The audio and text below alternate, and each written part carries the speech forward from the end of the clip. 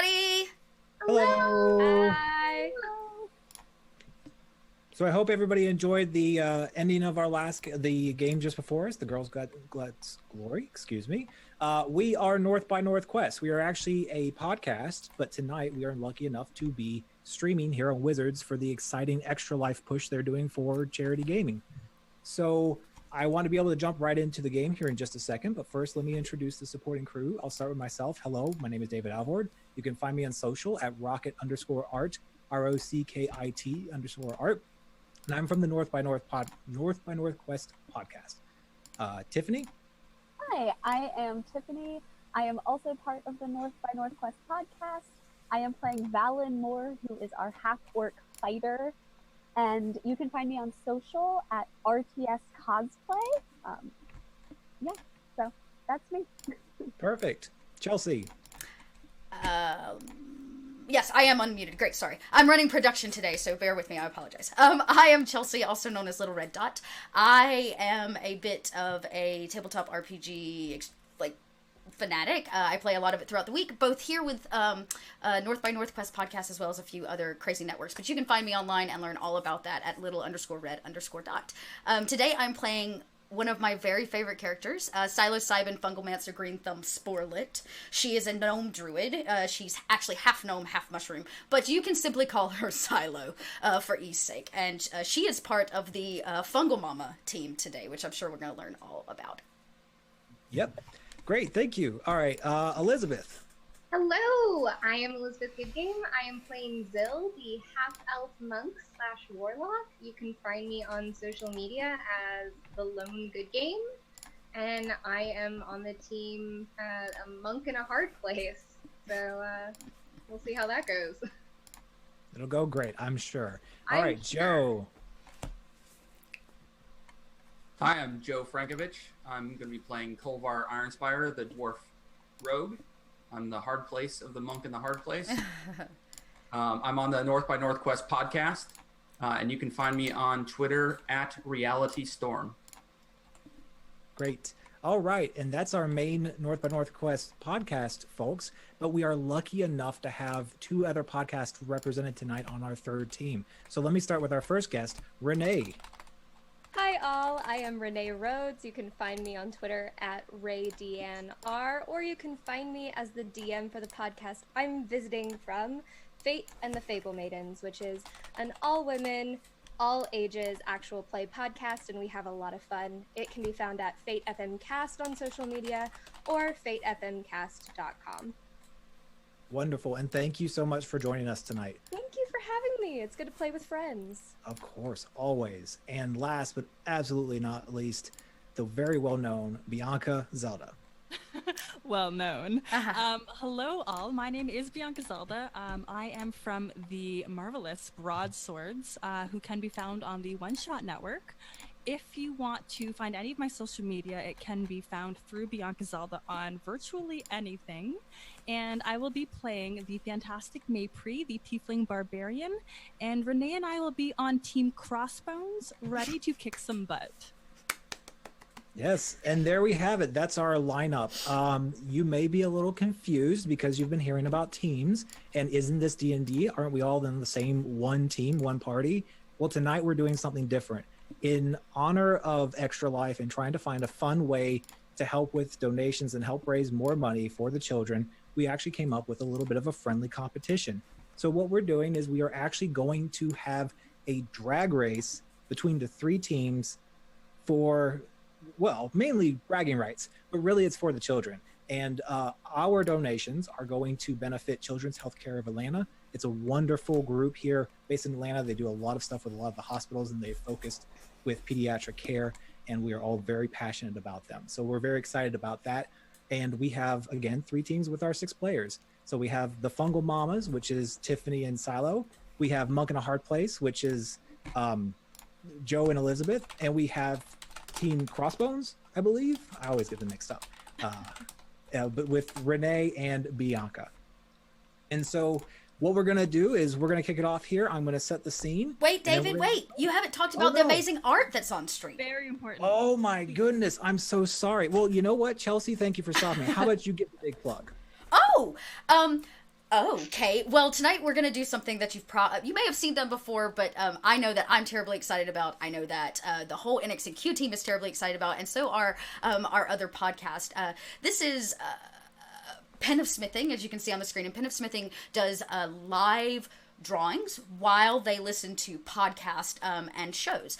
And so we thought, well, what better way to show off these incredible skills than have you come and live draw this whole thing. So not only are we raising funds, but you actually are going to get to see some art like happen right before your eyes. So, you know, a little culture for you too.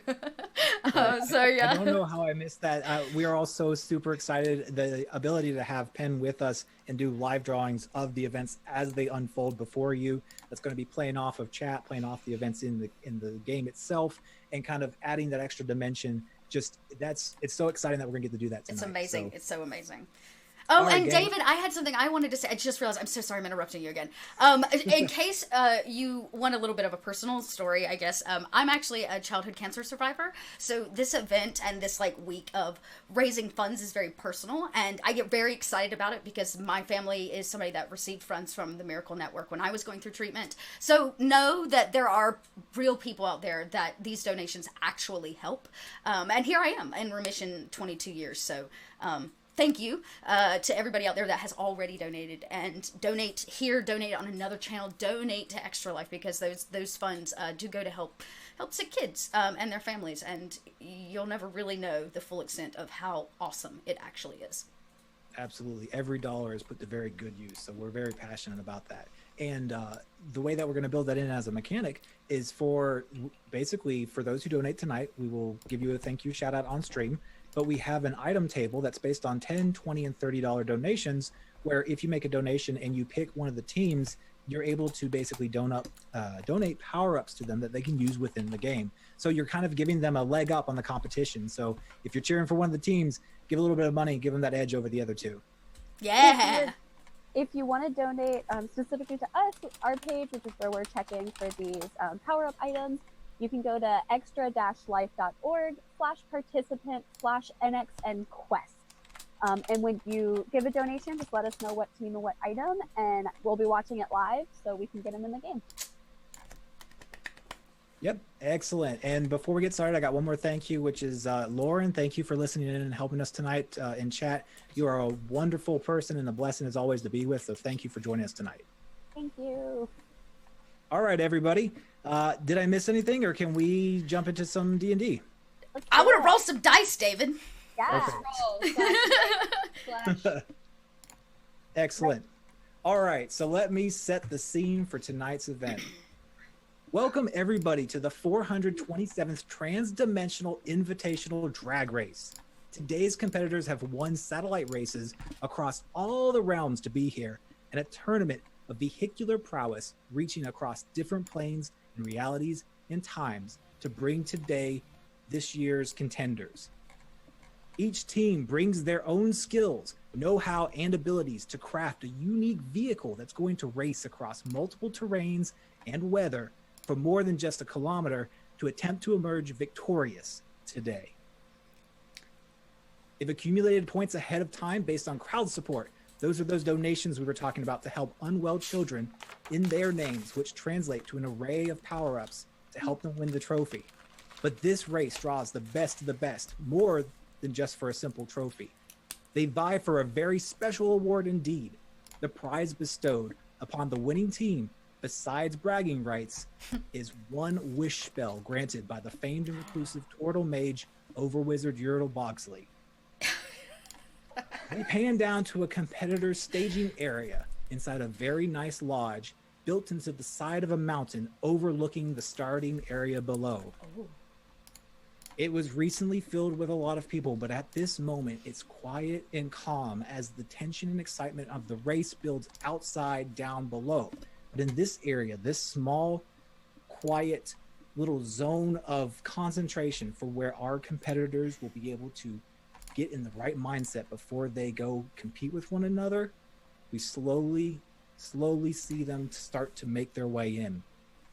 First, the side door into this room, we see a half-elf and a dwarf walk into this beautifully furnished room with a bar, a view, seats, and a sight of all that's about to be explored. Okay, well, this is interesting, isn't it, Kolvar? I don't think we're gonna have much competition here. Everyone here looks well inebriated, and our team is gonna kick their butt. Physically? Well, hopefully.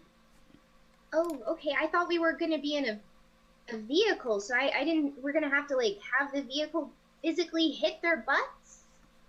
Well, I'm hoping that my crossbow can cross the space between my vehicle to theirs. Oh, okay. Well.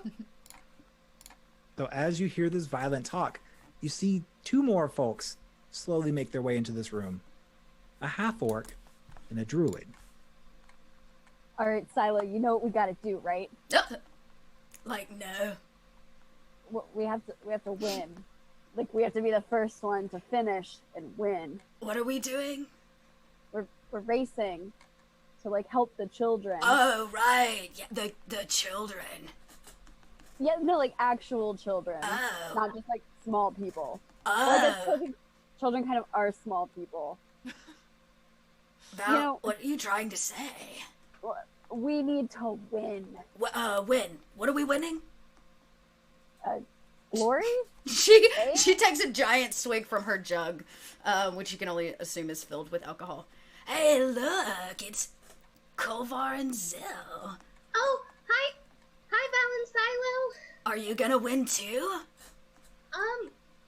What are we winning? I don't know.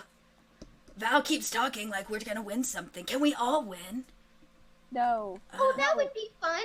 Val, can we all win together? Like, yeah. No, I'm pretty sure the idea of like winning means there's one winner. Oh. What is it we win? Wait, are we competing against each other? Oh. I thought we were all friends. We are friends. It's called friendly competition. Oh, okay, like when you play like a board game.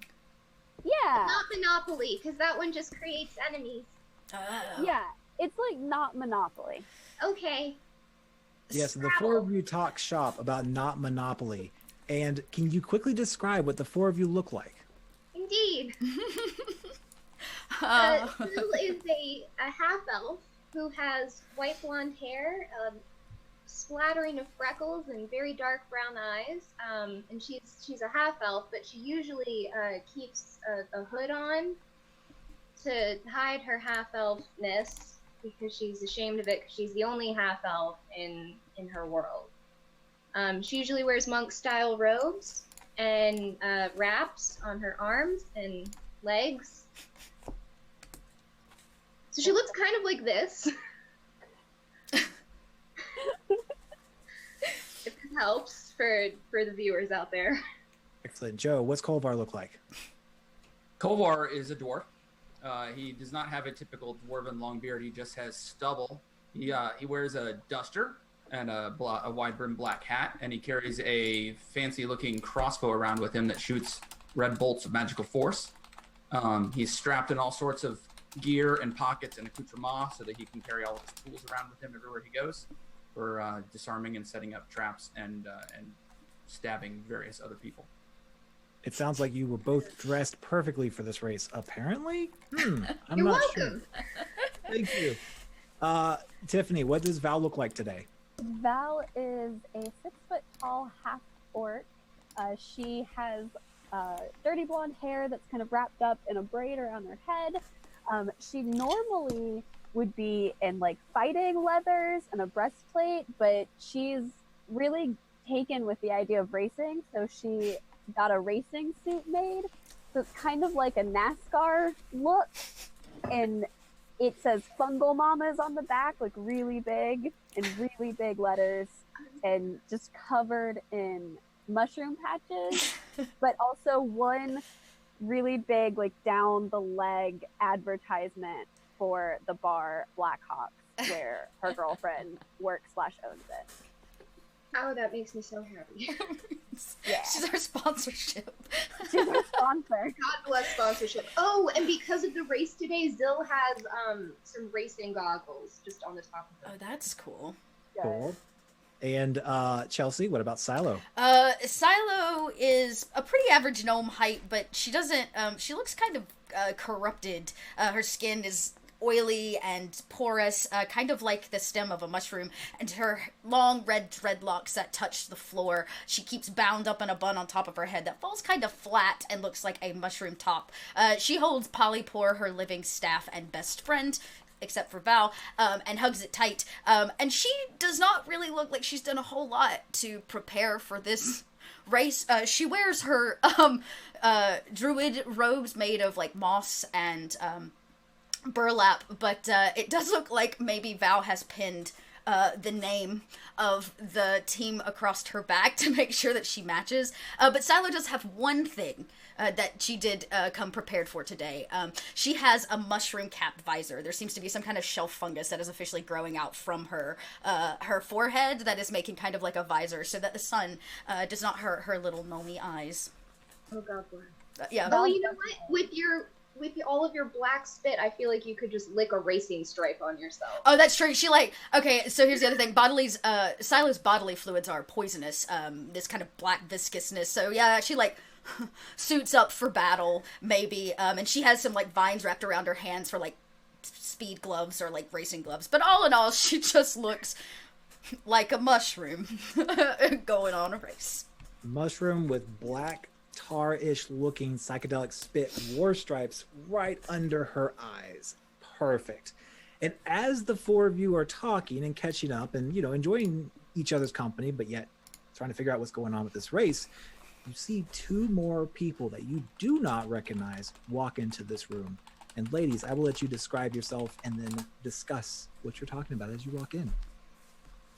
Yeah, so Skull is, she has dark black hair, but you can tell it's dyed because it's very blonde at the roots, and kind of tan skin and like bright gold eyes, and she's wearing like all black, you know, with this like leather jacket. On the back it's just this skull and two glaives crossing each other, and I think we decided pre-game that this skull is like an actual skull, just kind of like worn as a backpack. It's fine. We're cool. We're rad. And so she kind of elbows Maypri next to her and is like, yeah, and in that last game, that last race, when you just like stuck your glaive into the wheel of the other car and they just went spinning off and your glaive was fine with the car. Woo! It was so worth it. I mean, you should have seen the explosion afterwards. I don't even know if they survived, but I picked up some loot afterwards. Yeah. Hey, it's for the kids. Yeah, no, that was totally for the kids. That explosion, all for the kids. Team Crossbones! Team Crossbones. And for reference, standing next to Skull is a 6'5" tall tiefling barbarian. So she's kind of big, burly. She's got like broad shoulders, deep purple hair with like short curly purple hair and light purple skin with bright green eyes and this stupid giant grin on her face because she's having the time of her life, just like showing up, racing, and just destroying the competition. The usual. Literally destroying the competition. Yes, I can see that Team Crossbones is very focused today. And with that very strong intensity, these two walk in and the four other people turn and see this, you know, force to be beholding, because I mean that's some pretty big talk. I mean, how do y'all respond to that? How do you? And a very big person. Yes. What is that? Oh, hi. Oh, Hi. we're gonna win against you, and I'm gonna point to the half elf, and then I'm gonna point to the half orc, and we're gonna win against you, and I'm gonna nudge Skull like, oh my gosh, we got this! Look at that! Yeah, oh, this is Hey, you guys, they want to win. What are you? Zill, it's not nice to Zill's pointing at Maypri. Don't point, Zil. I'm sorry. nice. What are you? Gesture. I'm gonna point back. Are we doing a thing? Right? You're I'm purple. I am. Look, and I'm gonna extend my hand. I like the color purple, but I've never seen someone who is I met someone who was green, pointing at Val.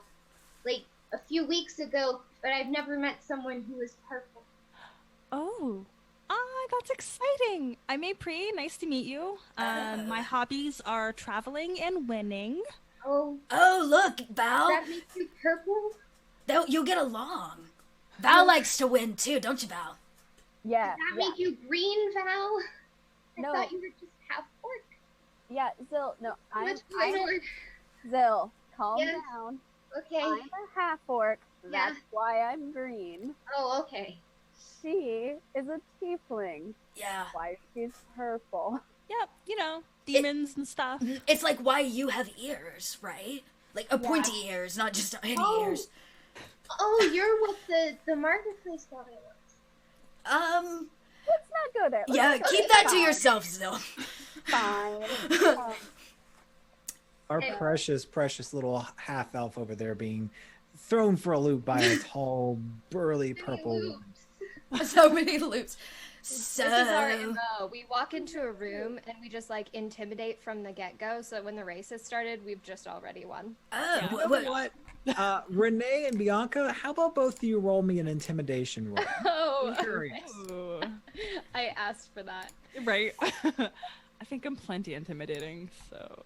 You're probably more intimidating than I am. I can get. So Bianca got a 19. I'm very intimidating. I mean, like, size, my beautiful complexion, just like the horns, everything, like my broad set shoulders. I'm just very, very intimidating. You radiate confidence. And Renee? My roll 20 is frozen, so I am just standing there next to her trying to assist her intimidation. You are the hype man for May Free. Perfect. And so the four of you finally are exchanging friendly banter, and a door on the opposite side of the room actually opens up about this time. And you can hear through a small little metal box inside just a voice that says, please make your way into the cart, as it be a cart on a rail to lead you down below to a staging area near the starting line. We have a lovely our first donation. Thank you so much, Michael. We've Thank got you. We have a lightning box for Team Crossbones. Ah, There you go, ladies. thank you. Thank you, Michael. Thank you very much. It's all that intimidation, Clearly, so intimidating. So do the six of you make your way into this this cart? Absolutely. Yeah, for sure. All right, We're well, so ready. Yeah. the six of you pile into a cart made probably for 4 people. So it is a tight I fit. sit on Val's lap. Yeah. You sit on her lap. I put Kolvar on my lap and I'm just holding him. We're lap buddies. It might be made for only 4 people, but there are several of us here who are pretty wee. Actually, I'm probably sitting on Kolvar's lap because I'm freaking out. Yeah. All right, and you squeeze together and you become lap buddies. All legs right now. And the cart begins, the doors close behind you, and the cart begins to slowly make its way down below. And it's nice because it's actually pretty much open windows all the way around you. So you get a beautiful view of the starting line. And beyond it, well, it looks like a flat open space, a straight drag. To your right, there looks like an area that's kind of like a proving ground sort of area. It's kind of interesting. That's where it looks like the track is taking you. To the left, you just see like a big coastline off to the side. It's just expansive as far as the eye can see. And so this cart is going down, just taking its own sweet time as it takes you down below.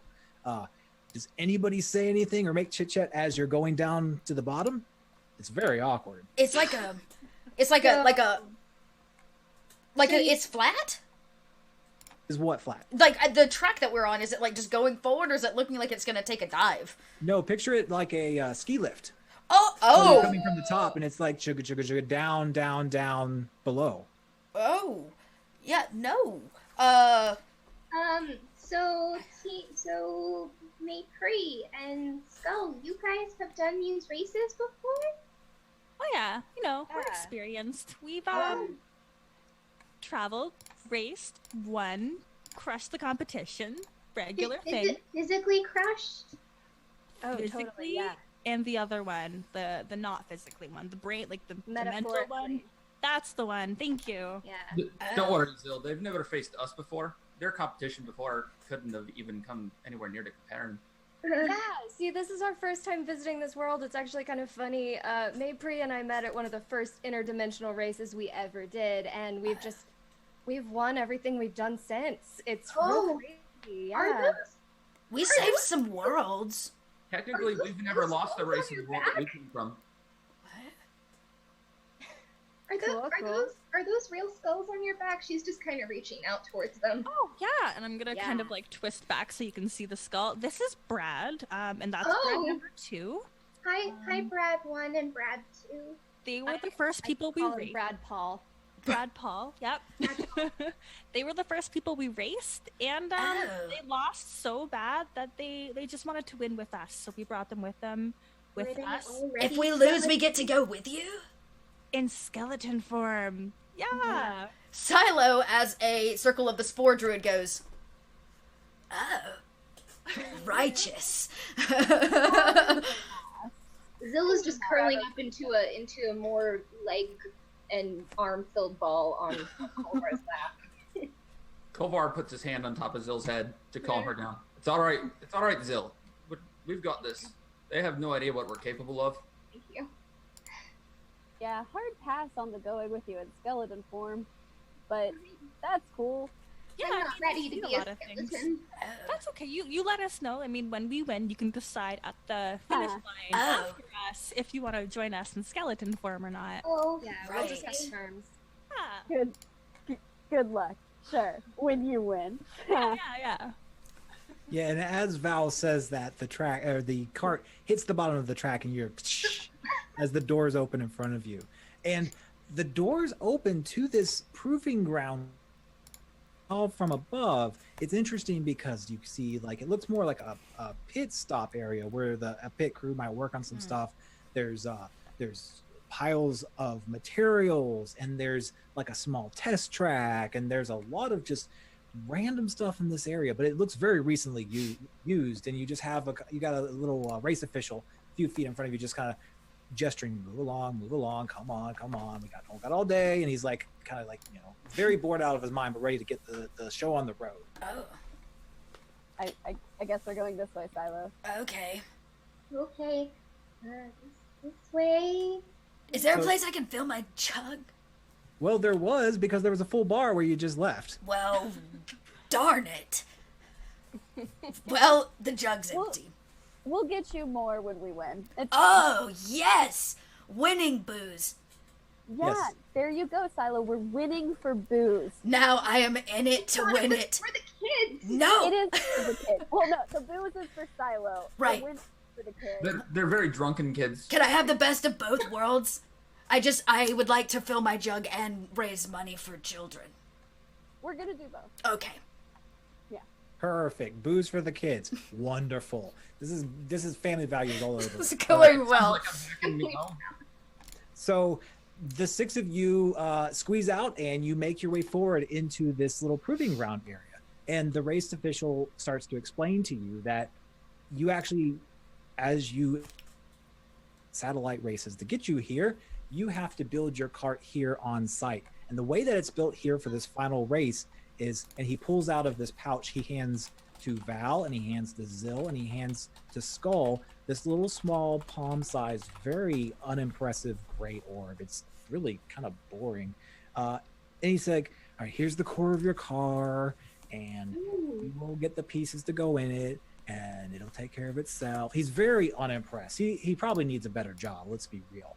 And what he's actually conveying to you is the fact that you are about to embark upon 6 quick tests of skill and dex and charisma to determine how good the parts are that are going to comprise your car. So you're not going to show up with the same exact stat car. You are actually going to do some quick mini tests to determine just how good your car is going to be to get off that line.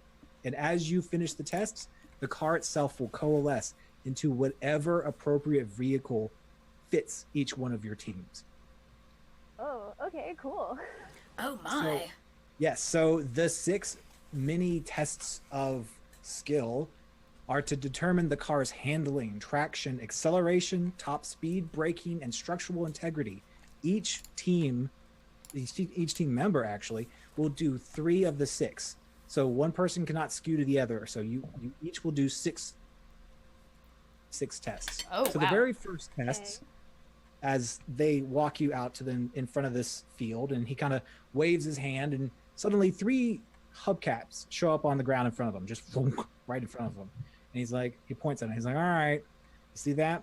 All right, whoever can discus throw those the furthest will get the best first component for handling. Okay. So for each team, who's going to do your trial of strength? Val. Maypri. Yeah, Maypri this is totally her wheelhouse. Wheelhouse. And Zil and Kolvar? Okay. Zil, I think you're going to be better at throwing those, maybe? Isn't that what they taught you at your monastery? Throwing dick. Yeah, didn't you learn how to shot put? At your monastery? Oh yeah. Okay. Zil, it's all right. I'll take care of this one. I got it, Zil. It's all right. Are you sure? I've got a plan. He's Careful, going Kolvar. free. So the 3 of you step up to each one of your discs. I want you to roll me each a strength check. Just base straight. Yes, just strength. All right. Val got an 18. Yes, Val. Hard to beat. Mm. Read me Kolvar, out your rolls. Kolvar got a 14. Good job, Culver. Oh, how do I? Just click straight. You should just be able to click strength on the page. Gotcha. There you go. And a 17.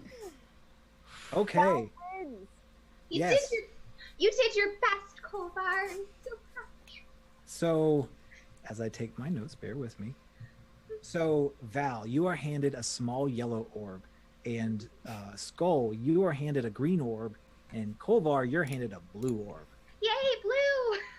Each one of you take these and go back to the line with your team. Okay. Next is a trial of dexterity. Who will be stepping up for this task? Val. Yeah. I have a 3, Val. It's Zil. Oh, that's better We'll than do you that. do it. If I could, I will. Maybe. Just a. I mean, I'm not proficient in dex. Me neither, I but mean, it's gonna be fine. I'm pretty average, I would say. Silo rolled a 7. A solid. Go for it. Go for 7. it. Beat a 7. I got it. Good job. I say you can with a 27. Elizabeth. A 27. Oh, You wow. got a 27? Yeah. Oh, right. It's fine. It's gonna be fine. So, that's a close contest right there. But this time, Silo, you are given a blue orb.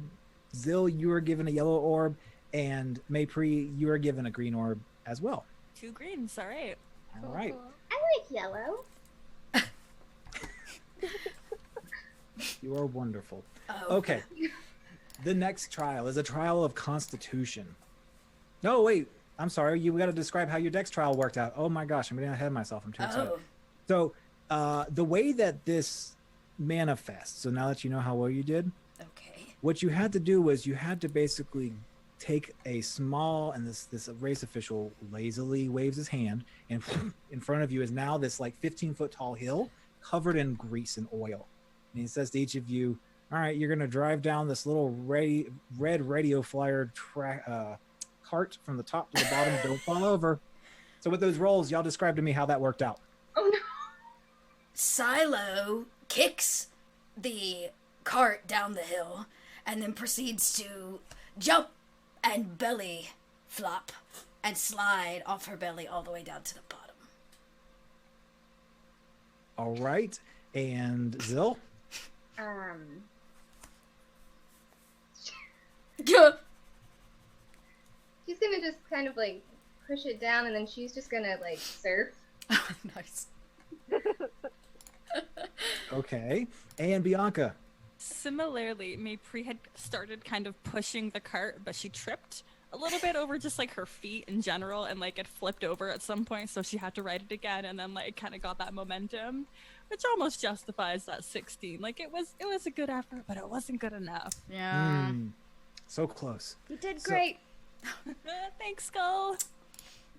Team spirit. I love it. Okay, so next, the third trial is a trial of Constitution. Damn. Who are our 3 contenders this time?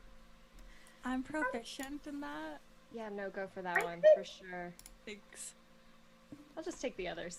Yeah, I suck at everything else. so, Val, do you want to do this one? I have a 3. Yeah, I'll do it. Okay. So Val, Maypri, and I'll give this one a go. I've got a good dwarven constitution. Yeah, Dwarven Constitution. That's right. That's right, Joe. Whoa! Oh my gosh, you. Whoa, That's- what did I roll? so go ahead and do your rolls, and then we'll play it out. I got an at 20 plus 4 is 24. Good to I got know it. you got a nat 20. All right. Val got So- a 22. As the 3 of you step up to do the the trial of Constitution, the race official just lazily moves his hand, and the track with all the grease and the radio flyer disappears, and then you see this giant life-size gyroscope with a strapped down base inside. He's like, all right, I'm gonna strap each one of you down in there, rotate you for 30 seconds. We're gonna see how good you recover afterwards. Did you want to know Kolvar's roll? Kovar, what'd you get? Kolvar got a 17. A 17. So, Maypri, you get strapped down. You get rotated over and over and over and spun and spun and spun, and then he lets you out. Ooh. With your nat 20, though, you get out. I've got a really good center of gravity. Somehow my height is just working in my advantage, and like I plant my feet, and I'm like, "Oh, I got this!" And she's stable. Like, Wow! Yep. And he hands you a red orb. ooh. Ooh. Val? Val, trying not to be outdone, because now she has another tall person to compete against. She gets out, and the first step, though, she miscalculates and kind of just does a little wave, like she's a little hair dizzy, and then she settles. All right. And Kolvar. Well, Kolvar turns out to be a little too short for the gyroscope machine. He can't quite reach the handles at the top because he's a dwarf. So Oh, he's I just got- a one on one side. Get me off this crazy thing! You need it. I can get. Kolvar, do you need me to come get you? I think Kovar's got something wrong with his inner ear. Yeah, he gets the gyroscope stops, and the official goes to unstrap him, but he gets stuck in there somehow. So Zil, I think you need to save your dwarf. I'll go get him. I get my bag is caught in this stupid contraption. I'm just gonna go. I'm just gonna pick him up. Gently put him down. Thank you to Zil. Good job. All right, with that, you're 3 through the mini competitions, 3 more to go. All right, a test of intelligence. What color orb do I get? Oh, I'm so Oh, yeah. sorry. We got to get those nice. orbs. I got a red one. All right, yes, you got a red. Val, you got a green. Thank you. And Kolvar, you got a blue. Got the blue. Okay. Yes. We like orbs. Yes. Do like orbs. They I come in do handy. too. All right, intelligence. No, Who's damn. stepping up to the plate? That's me. That's me. All right, Val, do I need to roll this one? I've got a 3. Okay, that's what I've got, so that's all on you. Yeah, let me do that. You can have the other 2. Oh, brilliant. I don't know. Coldwater is going to take care of this one. Oh god.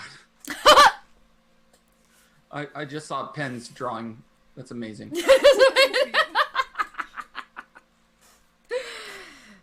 All right, so let's see. Joe, did you roll? I got distracted. Yay! All right, read out to me y'all's rolls. Kolvar got an 18. Skull got a 19. Val got a 12. For the test of intelligence, he once again waves his hand and dispels the gyroscope, much to Kolvar's appreciation. And in its place, the 3 of you, as you had stepped away from the team to the main line, right in front of you, just whoom, out of the ground comes these 3 Jeopardy-style podiums with buzzers. And he's like, okay, question for each of you. During a race, if a wheel broke off mid-race, how would you keep your vehicle moving? Answer. That's it. So how did the 3 of you answer?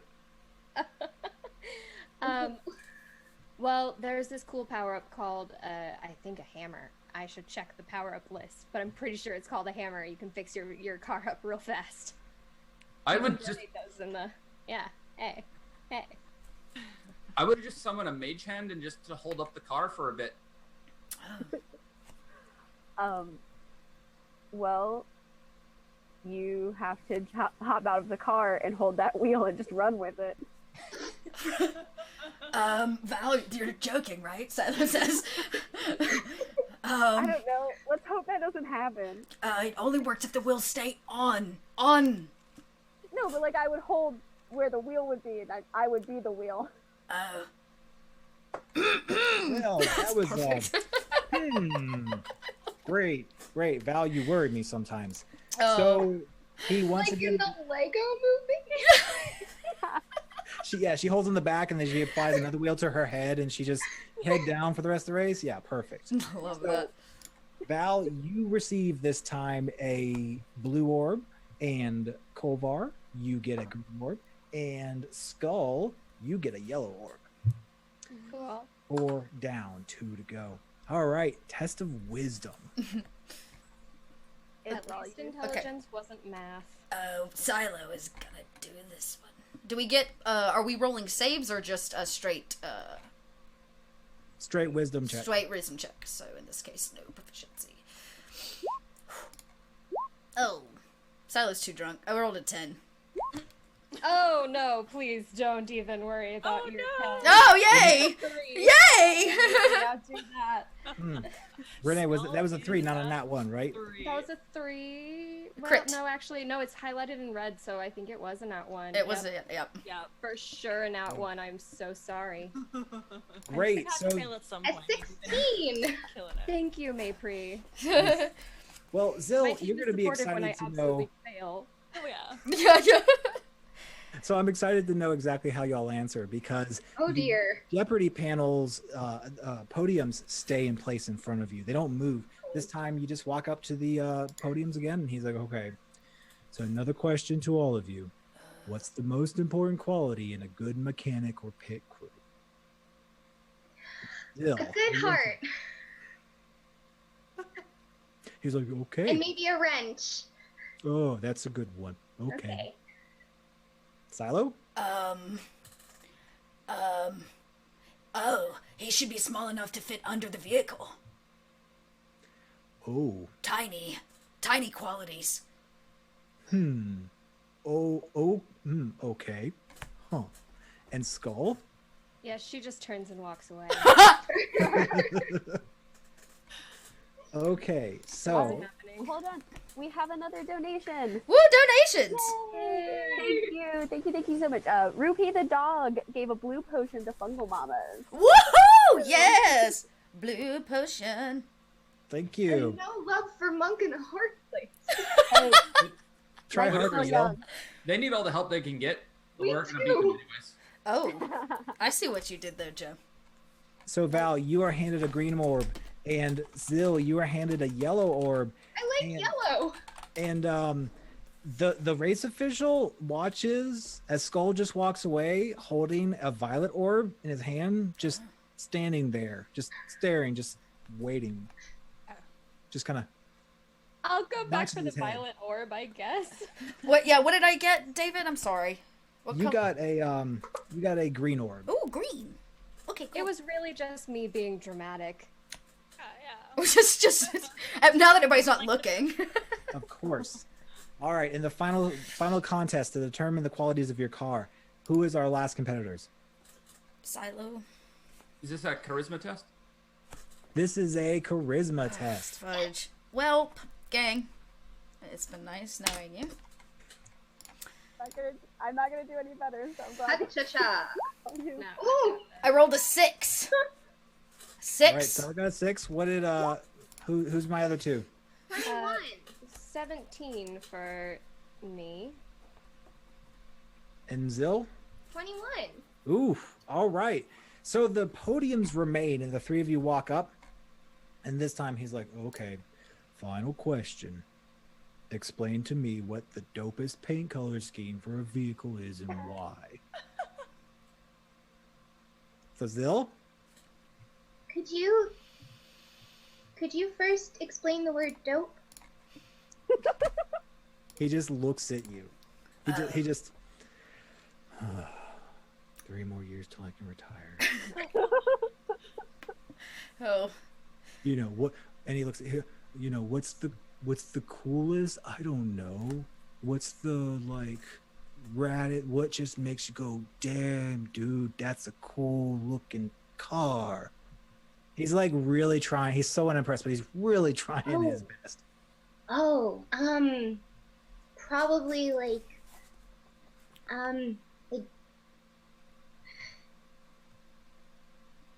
5 pool balls and a scorpion. That's the paint scheme? Is you putting like decals of pool balls and a scorpion on a car? Yeah. You kind of catch him off guard. He's like, all right, I'm picking up what you're putting down. That's not too bad. Then he looks at Skull. He's like, oh, and they're on fire. And that's when he's like, right, yeah. Skull? We're all about like bones and blades, so I think definitely some white, some black, some silver flashing in there. Something really active and dynamic, but also slightly murderous. Definitely. Murderous. Always a good adjective. Yeah. And then he looks over at Silo. The moment Silo's put on the spot, she lets out a strange, like, little, like, noise, and, like, some gas leaves her fungal form, and then she kind of snaps to, and she says, well, you know, if you really want it to be cool, it should make its own choices. He just looks at you. Yeah. What? What? Let the car make its own, you know, aesthetic choices. Yeah. Who am I to tell it how it's supposed to look? Let the car decide. Let the car decide. I am picking up what you are putting down, Silo. You don't want to pick that up. You don't ever want to pick up anything that Silo puts down. It's not safe. Oh, right. So his shoulders slouch, and he reaches into his bag, and he hands Silo a green orb, and he hands Zill a yellow orb begrudgingly. Hey, yellow! And I'm sorry, no, he hands Valley blue orb. I'm sorry, and then he hands Skull the green orb. Oh God. Okay. And he waves his arms, and he says, "Okay, we're done." So each one of you now have a slightly larger gray orb, and then 6 corresponding colored smaller orbs. And he looks at you. He says, "Take these orbs over to the starting line. Your vehicles will take shape, and then we can begin the race." Okay. Cool. I do that. Yeah, Val and Silo go. Yeah. I want to feed the car, Val. This is like a petting zoo, right? I feed it the orbs. Alright, that's exactly what you need to do. You go with that. Okay. Yeah, let's do it. Skull is looking just like a bit deflated as she kind of returns to Maypri, just like that wisdom test. I'm sorry. It's okay. I mean, I think we did better than everybody else in everything except that one. So we're already ahead of the game. We can, that violet orb, it's okay. This is why I'm glad to be racing with you. Oh, yeah. So kind of perk up a little bit. And Violet matches Maypri's skin, so... Meant to be. Way to think on the positive side, competition. Thank you, Zill. You're welcome. Zill, I think you won all 3 of your contests that you were in. You did way better than I did. Yay! Look at all these orbs! I'm dying to know how these orbs correspond to what the actual car is capable of.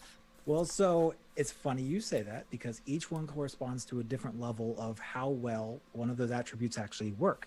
So as the 6 of you walk to the starting line, you see there are spots at the starting line that have Team Crossbones, and one that has Team Fungal Mamas, one that has Team Monk in a Hard Place. And each one of you are kind of guided to walk the 2 of you into your team spot. First up, Team Fungal Mamas. You walk into your little bay right there at the beginning of the starting line, and there's lots of crowds out you just watching. They know what's about to take place. As you step into this little bay at the starting line, the gray orb begins to float in front of your face. It floats about 4 or 5 feet off the ground, and then the 6 colored orbs suddenly shoot out of your hand and begin to orbit the gray orb faster and faster and faster, and then whew, giant cloud of smoke. And as the smoke clears, what is the vehicle that stands in front of the two of you that you will race in today? Oh. Okay. Yeah, Chelsea, do you want to describe our car? I'll describe part of our car. I'll describe my part of the car. Yes. Okay.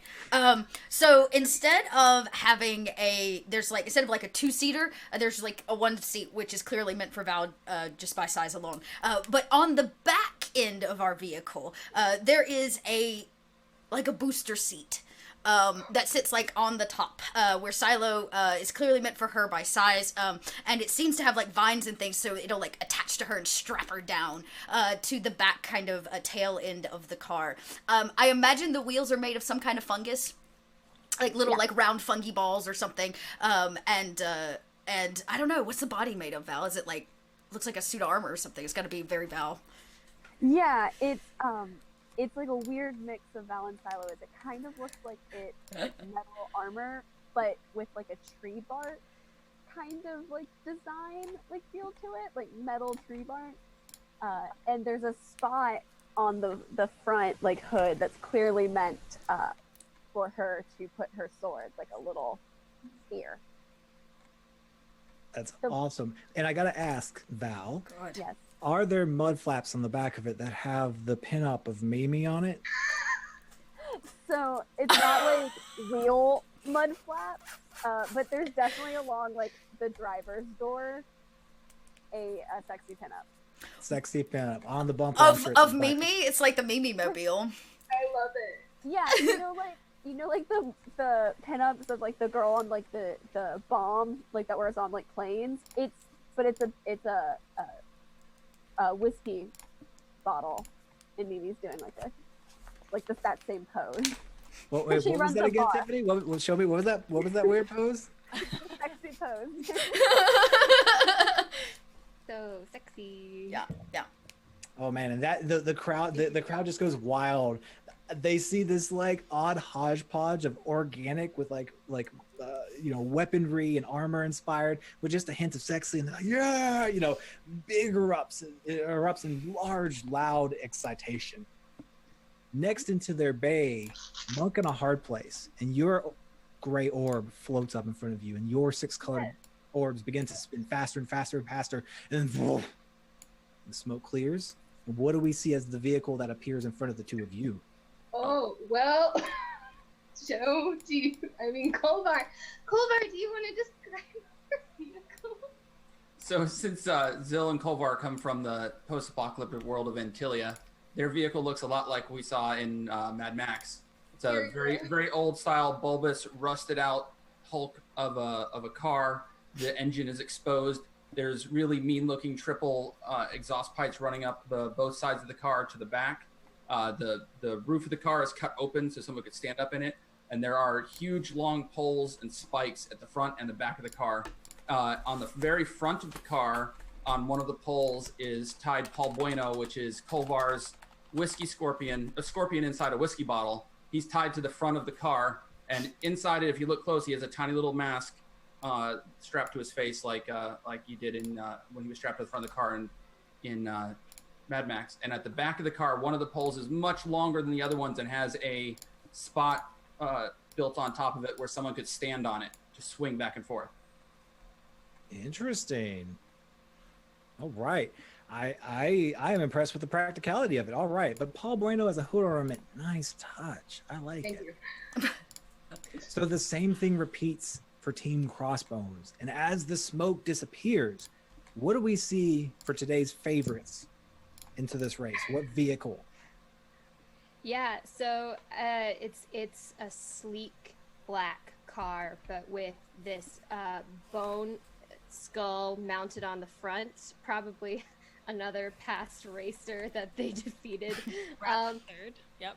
Brad the Third, exactly, yeah. And so there's like painted on the hood of this car is their team logo, which is just a painted skull with two crossing glaives behind it, and then these long glaives run like racing stripes down the side of the car. It probably has like a big spoiler and like some, big exhaust pipes on the side, something that looks way more over the top than it probably needed to.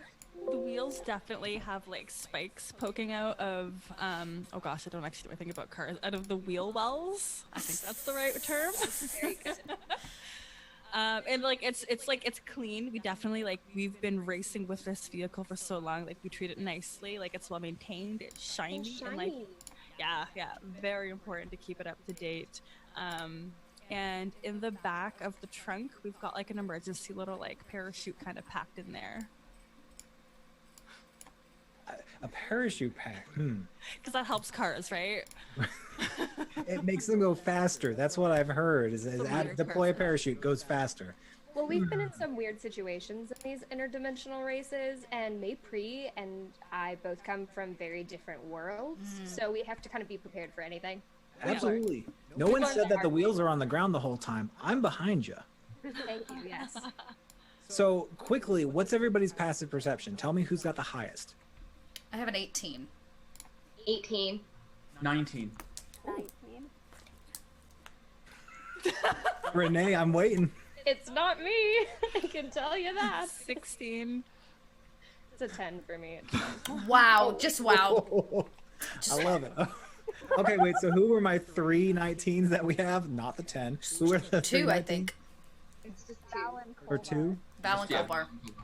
Oh, Chelsea, I thought you said 19. No, I had 18. I'm sorry. Oh, okay. So Val and Kolvar, as you're kind of in your pit, each individual banks, you look and you notice something I don't think you expected. No one's asked about it. No one said anything. You just assumed you were the only racers today. Well, There's 3 more bays next to you. Are there anybody filling in those bays? There are names on the ground. What are the names? yeah, tell us. Well, the first name that's closest, so the order of the from the left to the right at the starting line, it's Fungal Mama's on the furthest left, then Monk in a Hard Place second from left, and third is Crossbones. So next to Crossbones is one that's plastered that says Team Longshore Leviathan. And all of a sudden, you see smoke, and you see, and then out of the smoke, you see a giant pirate ship. Wheels on the bottom, wheel spoke wheels. It's got a crow's nest, and up in the front, suddenly you see an old beach dwarf named Gramham and his no-nonsense wife, Delilah. Delilah Wave Crash. We're gonna ruin them. Gramham, the beach dwarf, is like, aha, yes, pirate ships will destroy all of you. He is very over the top. But there's something noticeable about them. They're not wearing something you've seen them in before. Or, dear God, I really hope not. Because while Delilah is wearing a very no-nonsense mechanics outfit with goggles over her eyes, and you can see she's checking every nut and bolt, and she's being very fastidious with her vehicle, Gramham is on the prow of the ship wearing nothing, covered just by his beard, because he believes it makes him more aerodynamic. Is this a... Mel yells at him, "You're going down with your ship!" Hi, Gramham. Should we all take our clothes off? Is that how you do this? No, Silo, you're not taking your clothes off. Hey, Gramham, I don't know if anyone ever told you, but the beard is the least aerodynamic thing. You should get rid of that. Look, I mean, no beard, and you go much faster. Oh, are you saying you want to see my chestnuts? Oh, you have chestnuts under there? No, Silo, that's not. He reaches down and he tosses 3 chestnuts down to Silo. Did I get Gramham's chestnuts? You did. I begin sucking on one. I pick it up and... Perfect. Silo entertains herself accordingly. The next bay over, you see words on in the bay that says Team Pizzazz, P'_ZAZZ, and then you see smoke, And then out of the smoke actually walks Pascal and Archimedes. I thought they weren't invited. Hi, Pascal. But Hello. which version of Pascal is this?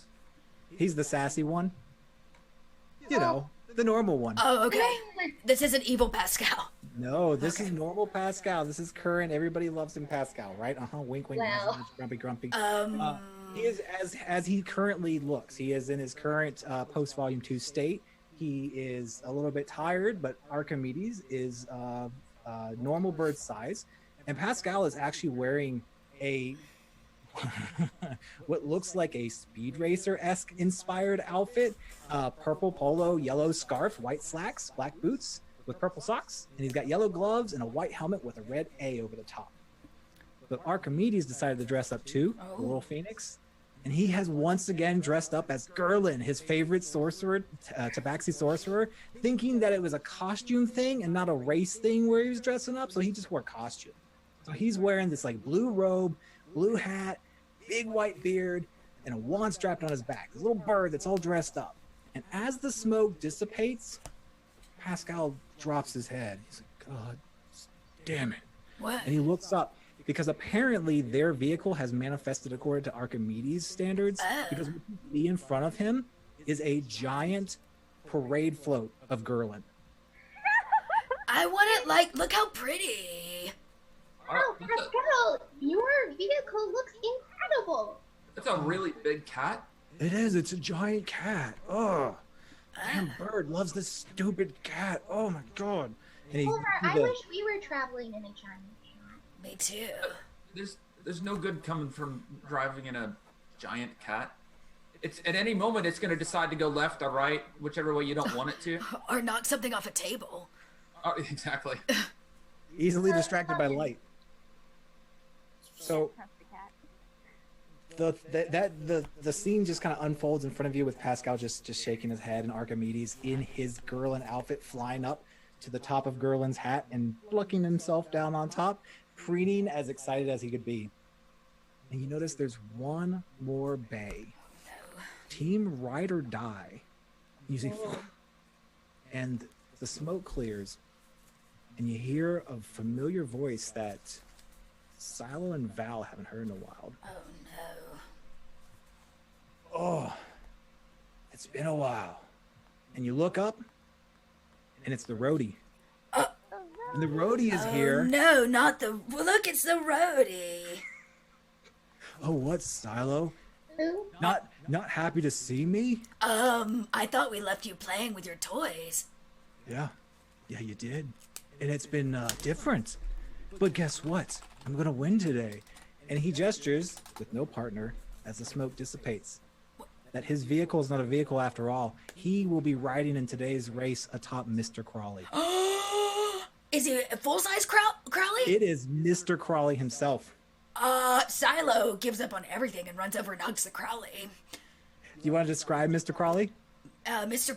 Crowley is a giant Odonitar, which is this kind of metal beast that stands multiple stories high, and was in fact our mount for the first volume. And my best friend, we freed him from enslavement to gnolls. Think of like the Oliphants from Lord of the Rings. Yes, very similar. But he talks like Ozzy Osbourne, which is why he's named Mr. Crowley. Mr. Except Crowley for, is a traitor. He's left us. Silo can actually understand him pretty well because she's on his wavelength. That's right. We shared some mind times. And you hear Mr. Crawley go to Silo, "Oh, hello." Val. Can we please ride Mr. Crowley instead? No, we have our car. And Val turns to look at Mr. Crowley. I can't believe you would betray us like this and race against us. Shh, don't be mean to Mr. Crowley. He kind of drops his Odonador head a little bit ashamed. Oh, I whisper.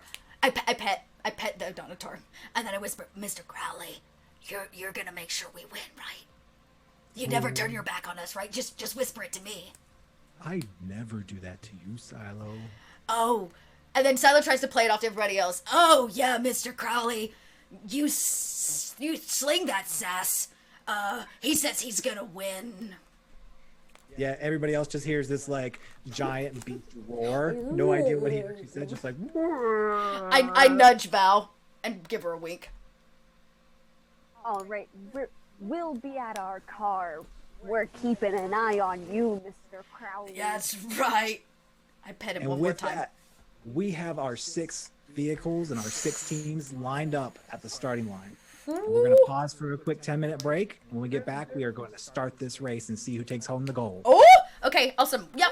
We're going to do a little break. Actually, Pen of Smithing is going to entertain you on our break. So if you stick around and hang out, Pen of Smithing is going to continue. Smiting. Did I miss something? Smiting. Pen of smiting. Oh, smiting. I'm sorry. It's Pen of Smiting. I was like, you guys are telling me something, but I don't understand because you're only saying one word. Pen of Smiting is going to hang around at the break and continue to entertain you all. So we're going to transition here. Let's do that. 10 minutes.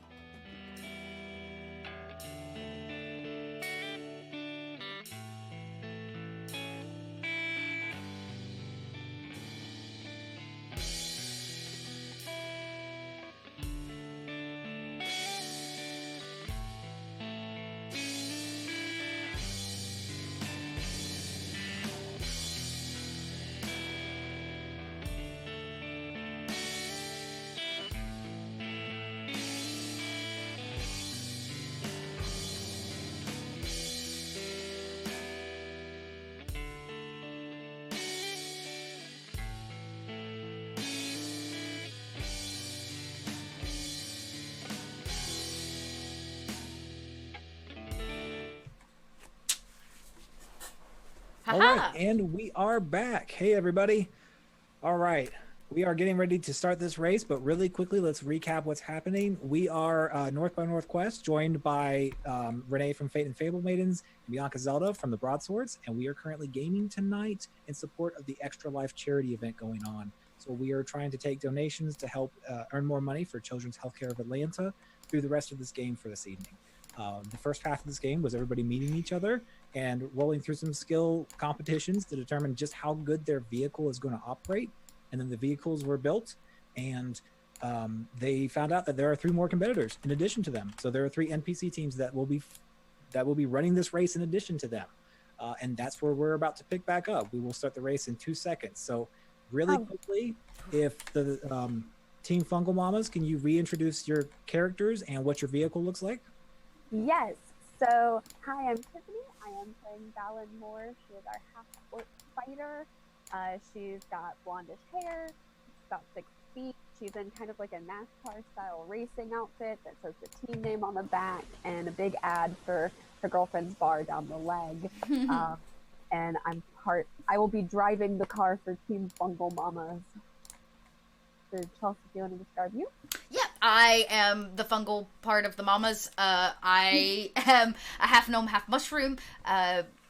Pretty normal gnome size. I'm a druid, specifically a Circle of the Spore druid, and I will be mounted to the back of our car. Perfect. You're a fixture. Excellent. Yep. All right. Team Monk in a Hard Place. Reintroduce your characters and what your car looks like. Which part of Monk in a Hard? Well, I guess I'll go first since I'm the monk. Hello, I am Elizabeth Goodgame. I play Zill, the half-elf monk / warlock, and I am on North by Northwest. You can find me at the Lone Good Game on all social media. I play Zill. She is a half-elf. She is about 5'5". She's got just a splattering of freckles, dark brown eyes, white blonde hair. She is in monk style robes, and for this race she has some driving goggles just on the top of her head, and she's got wraps on her arms and legs. And in their, I'm gonna let Kolvar describe the racing vehicle. But take away. I'm Joe Frankovich. I'm playing Kolvar Ironspire. He's a dwarf rogue, specifically in Arcane Trickster. He wears a big, wide black hat, a duster, a bunch of pockets and pouches all over him for carrying all of his gear, and a crossbow strapped to his back.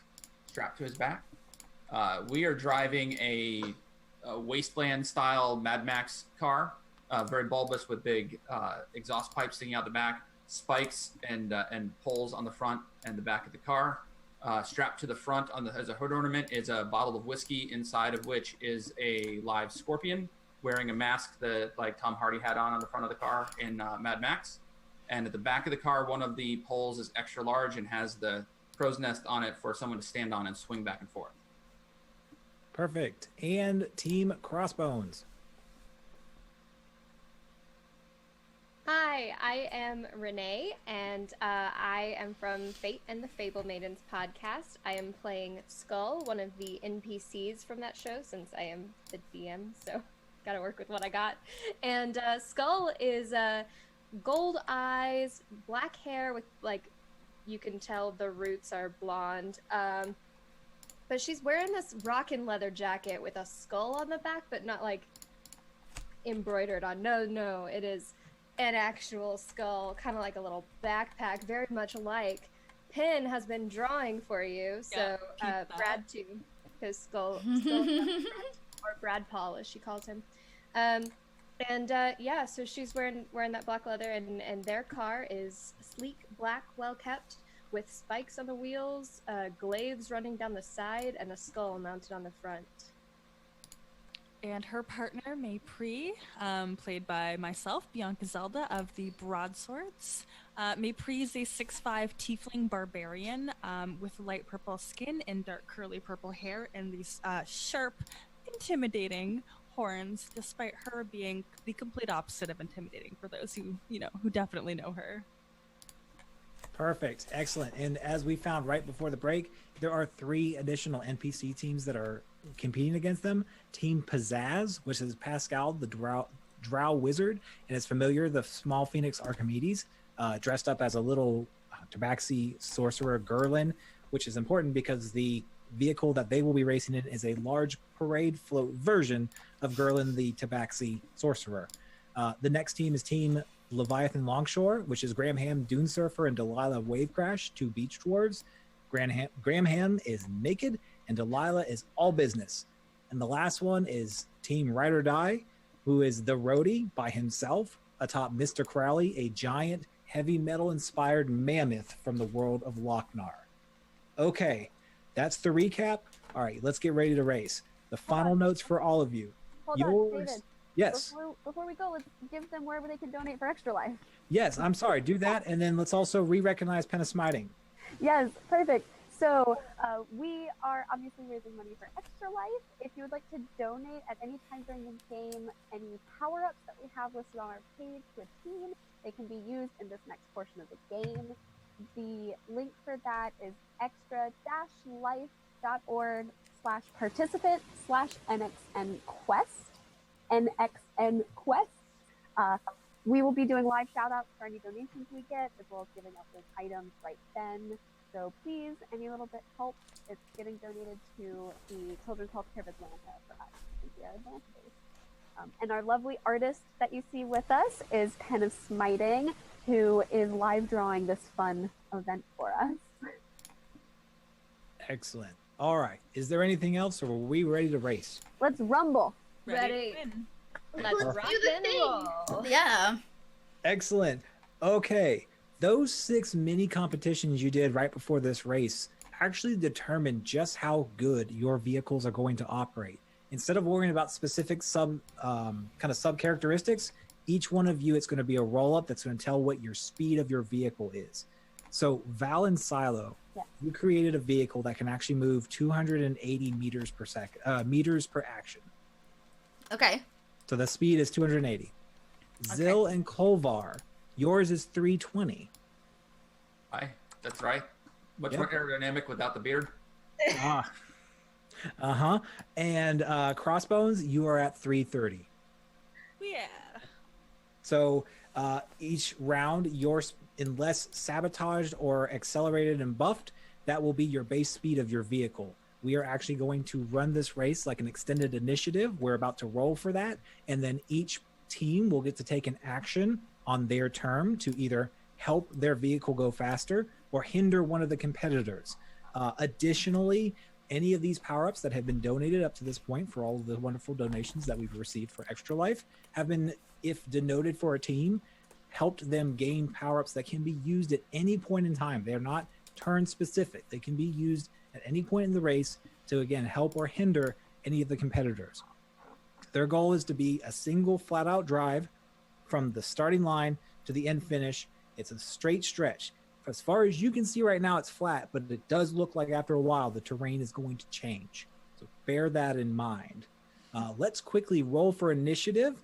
The way I want to do this is everybody will roll, and then for each team, I want you to tell me who has the higher roll and what your number is. Okay.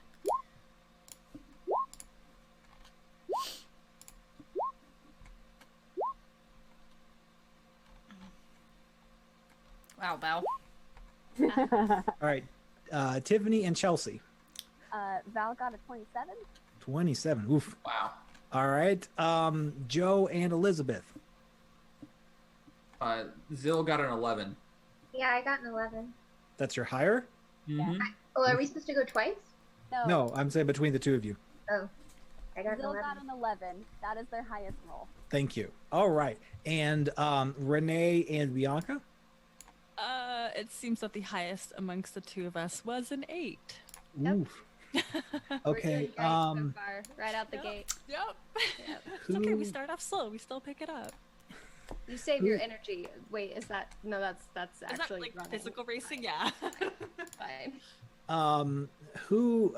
Renee and Bianca, who rolled the 8?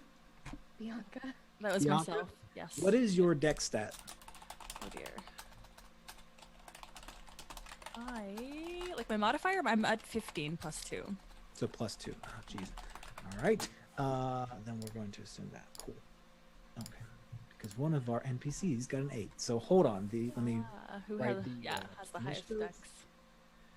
So the order is going to be, if you would like to write this down, Zill and Kolvar will be going first. Second will be Val and Silo. Or I got How are we going first? They got an 11. Oh, I'm sorry. I got those reversed. I'm sorry. That is a miswrite on my part. Did we not do math well? Okay. No, I did not. I did nothing. Okay. Val, Silo. Val and Silo, and then Zill and Kolvar. I apologize. Okay. Third will be the roadie. Oh. I keep forgetting they're Fourth there. will be Skull and Maypre. Okay. Fifth will be Gramham and Delilah. The hams. The hams. Hams out in the wind. And sixth will be poor Pascal and Archimedes. Womp womp. Okay, let me make a note, and then we will get rolling.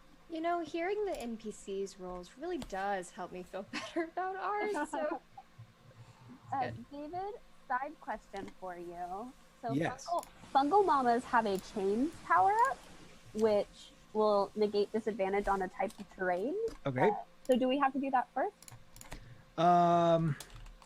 You will have to deploy that at some point. So Oh. we can deploy it during the race. Yes, you can. Okay. Okay, cool. Just making sure that's how that works. Okay. Yep. That's a Since good it question, said to Tiff. specify a terrain, I wanted to make sure we had to do it now. I will give you that information in just 1 second. Okay, no worries. Pascal and Archimedes. Okay, so on that note, perfect segue. What you can tell from where you stand is the first 400 meters out of 1,200 meters is actually pretty flat. It looks like it's going to be a green straightaway. You can't really see from your position what's past that, but you have heard some mutterings from some of the road crew supporting the race, and it sounds like the next 200 meters after that is going to be some sort of difficult terrain. And past that, traditionally, it's a low, flat speed stretch. So kind of keep that in mind with where we're going during this race, okay? Okay. Okay. You either tell me when you cross the 400-meter mark and then the 600 after the race start, because that's when we will be transitioning into new terrains, okay? Oh, I see. Okay. All right, cool. All right. Perfect. All right, before we start, are there any questions? I don't think so. Let's do it. Oh, she's back in. Sorry, camera's Okay. got wonky again. Pen's back with us. Sorry. I'm gonna fix that so chat knows. Go ahead. Keep going. Perfect. Yes, I was about to say, wow, Penn, you look an awful I lot was about like to say, Bianca. yeah, she snaps back in, so. Perfect. All right. So our unenthusiastic race official walks up to the starting line with a megaphone, and he's like, all right, so this is the main event. I know you've come from far and wide, but here, let's all get ready. And despite his really ho-hum, bleh kind of tone, the crowd in the stands, there's stands on all sides. And you've seen like people, like there's tailgaters in the distance. I mean, this is a big event coming from across a lot of different realms. So there's a lot of different types of cultures here. It's very well attended. And the crowds go wild. There's an anticipation in the air and everybody's excited. And the vehicles, Gramham starts to rev whatever unseen engine in his pirate ship is there. And you see Mr. Crowley lets out a big roar, and just like everybody's kind of building up to this fever pitch. And then the lackluster race individual, he's like, okay, here we go. And he raises this starter pistol above his head and bang, and you're off. All right. So first up, we're going to go with Val and Silo. You're going to travel, what did I say your speed was, 300? 280. 280. All right, 280. So you're going to go on flat terrain 280. What do you do on your move? One of you can take an action. Oh, you know what? We're here to win, and we're tired of Crossbones smack talk. So we're gonna start this out crazy, and we are going to throw a popper at them as we pass. What? Yep. All right, so describe what that does. So a popper casts Confuse on their car, and they ram into another randomly selected vehicle in range for 1d6 damage to both. I hope we hit you. All right, take note of that. We'll come back to you when it's your turn to see how that plays out. Question. I get bonus actions, yes? Just You, yes. Okay, great. Because you used an item, so you can take another action, yes. I was about to say, okay, so in this case, Silo, because she has a Circle of the Spore Druid and she's level 10, just simply gets excited and goes, and she releases spores every turn. So if you're in range of her, you have to, I believe, roll. Let me double check that. And what's your range? The range on that is 30 feet. So all of you will, in this case, take an immediate 9 points of poison damage simply by being in my range. You don't even get to roll against it. You just have to take it. Does that include Val? I don't know. I would think that if we're taking off, like, all my spores are being left behind us. Okay.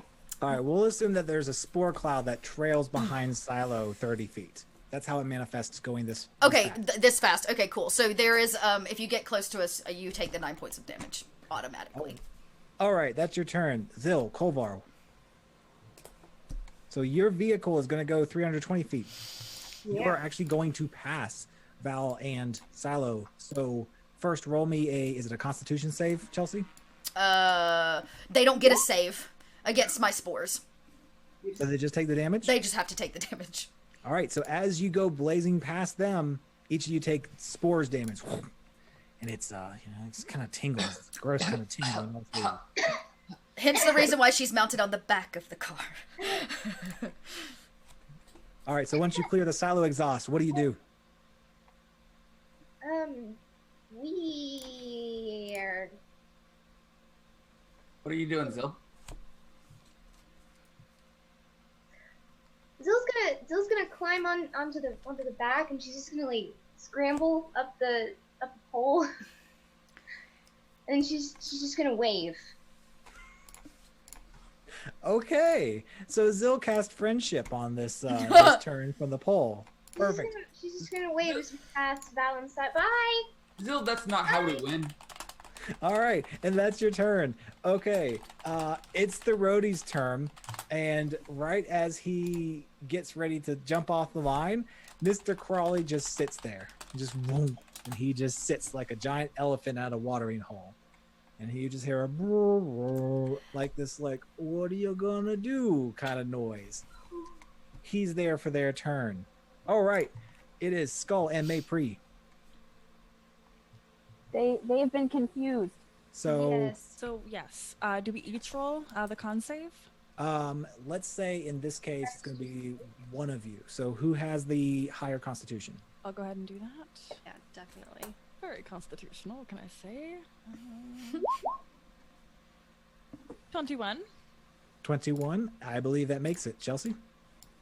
That's your spell save DC?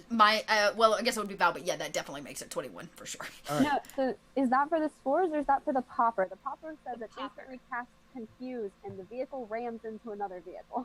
Oh no, I was that, yes, but by extension it actually affects one player as well. So so Maypri keeps her wits about her. Yeah. The vehicle is starting to pass Val and Silo, and as you start to pass, instead of keeping clear, you ram into them because they're the only ones right there. So let's see what happens is your vehicle takes how much damage? 1d6 to both vehicles. Okay, so each team have one person roll me 1d6. Each vehicle in today's race has 100 HP before it breaks down completely. Oh, good to know. How much HP? I'm sorry, David. 100. 100. Okay. Okay. So we took 4 points of damage from that confusion hit. Yeah. Okay, and Fungal Mamas? We took 5 points. We did. All right, cool. So you kind of just graze right now. Nothing massive or terrible, but you also went through that cloud of spores. So they all just take 9 points. They each take 9 points of damage. So you each take 9 points of damage. But your car goes past theirs after you hit into it and after you clear the cloud. So you have now not only surpassed them, you just barely surpassed Zil and Kolvar, who are just waving at everybody. What? Okay. What do you do? Okay, so I accidentally rolled a Scorching Ray already. We just decided to roll with it. So we're just gonna do some Scorching Ray action in here. All right, so tell me what you're doing with that Scorching Ray. Yeah, well, I think I'm gonna go ahead and, because are Zill and Kolvar still at the, they're racing. They're not They're just racing. sitting in They're the car. basically 10 meters behind where you're at right now. Okay, well, I think that the biggest threat right now is going to be our team Fungal Mamas, who I've decided I definitely respect, but still want to beat. So I'm going to send 2 at them, and then 1 at Monk in a Hard Place. So the first one would be a 26, the second would be a 12, and then the third would be an 18. So you put 1 on both myself and Val, Silo, Val, and then one of them behind. Yeah. Do you care who? First one is probably gonna go to Val. Okay. Then Silo. Okay. Then so I guess, am I aiming at the cars or at people? Is there a recommendation for how to do that? You are welcome to choose. You can either try to knock them out, and aim at the drivers themselves, or you're allowed to attack the car itself and try to break it down before it gets to the end. Then they're actually all 3 aimed at the cars. Okay, so Yeah. is there a save on this? No, they're attack rolls. Yeah. So Okay. the first one is a 26. That hits. The second is a 12, and the last is an 18. The second one does not hit. The third one does. Oh, Okay, so do you 1 want me hit to to- each car. Yeah. Do you want me to just roll straight damage, use the same damage for all of them? Roll separately for each one. So that'll be 7 for the first. Okay, 7 Right. points on us. And 7 for the second. How convenient. Well, hot diggity dog. Or for the last, I guess, for the third. So, okay. All right, so you definitely damaged part of their car. How does that look? What did you do? Yeah, so we're out the gate and we're going, and I just kind of nod to Maypri, who's, I guess, I don't know who's driving, I guess. Yeah, I'll You're drive. right now. We decided So that I just now. turn around and I just like reach out my hand and cast these scorching rays across the way at the 2 cars behind us, nearest behind us. Also our friends that we totally met but are totally gonna just destroy. Love you guys. Yeah, sorry. All right, so perfect. So you've definitely you've hit their car. As you do that, it's now Graham and Delilah's, and they actually they take off the line right away. And it looks like they're trying to come up from behind, up on Silo and Val to ram them from behind. But right as they get close, you can tell they just have barely not enough speed to make it. So you keep like 5 feet between the 2 of you. So they're right on. They are literally on your tail. But Graham and Delilah being that close means they're in the spore cloud, and they take how much damage each? 9 points each. Oof. All right. So they are not liking that, but they are stuck right behind you for the moment. Behind that is Pascal and Archimedes. And as Pascal jumps off the line, he gets distracted by the bird. So they make it 1 full distance, which is theirs was 290 feet. So they just creep in front of Val and Silo. But Pascal is definitely distracted, so he can't take any more actions on this turn. All right, back to Val and Silo. All right, we're gonna throw down a double dash. We're getting ahead here. All right, so what Double does that dash look it. like? So double dash gives us a dash action. with a Okay, cool. bonus For this, so we're gonna go double our speed, which is 560. So that puts us, just so you know, David, that puts us at 840 feet. So we've crossed both of the that puts us through the difficult terrain and into the speed stretch. All right, so you went through the difficult. Now, do you use the chains you have, or did you not get them on in time? We didn't get them on. We just double dashed. Yeah, through we them. double dashed it. So, okay, what we're going to say is I because hit you the did button. double... What? I hit the button on our dashboard and flames shoot out the back. and we Silo's go, lips are like. She's on the back of the vehicle. So what happens is actually you ignite the nitrous and you jump through the difficult terrain, but because you didn't get the chains on in time, you did suffer difficult terrain penalty. So instead of you being, what did you say, 840 fully along? Yep. Yeah. You're actually at, we'll say 650. So you just barely clear the difficult terrain, but you are on the opposite side. As you cross through the difficult terrain, you get a glimpse. The terrain is actually this gnarly underbrush. It looks like it's writhing like plant life that actually has a life. You in your mind, you see tentacles, but really it looks like these just living vines that are kind of lashing out and crawling and sprawling. So you somehow probably, because Silo just looked at it very nicely and asked very nicely, zoom through it with your nitrous and get through on the opposite side. As you crest through it, though, entering the downhill stretch, it passes into a very thick fog. So your visibility is now actually obscured as you are entering this final area. Okay. Oh, okay. Do I get a turn on that roll, or is it just the one? That was a power up. You use the power up, so yes, you can still do one more thing. As we pass into the fog, I'd like to do, is it wind wall is the one I have? I'd like to clear it. Believe it's wind wall. Let me double check. Yes. That's the one I think I kept. Oh no. Oh, yes, Gust of Wind. That's the one. I cast Gust of Wind. And a line of strong wind 60 feet long and 10 feet wide blasts from you in a direction for the spell's duration. So it just kind of like pushes out from the car. It says nobody's in range, so that doesn't make any sense. But it disperses gas, vapor, and extinguishes candles, torches, and similar things. So... All right, so you said 60 feet in front of you? Yes. All right, so perfect. All right, so you actually get, it's still very thick cloud of fog around you, and it's literally up on the edges of your car, but directly just a very small cone right immediately in front of the tip of your car is cleared. So you can kind of see 60 feet of ground in front of you as you start to go downhill. All right, next up is Zil and Kolvar. Yes. All right, well, before... What are we doing, Kolvar? Before Zil can just smile at people again. We're gonna use one of our items first before our action. We're gonna use our green potion. Okay. I'm not sure what making our vehicle larger is gonna do, but it makes our vehicle big. Okay, so you are actually going to get a bonus to your speed because of it. So your wheels are larger, everything's larger. So you are, what did I say before? You were 320 movement? Right. So you are now at 450 for the next 2 turns. Wow. It's one round.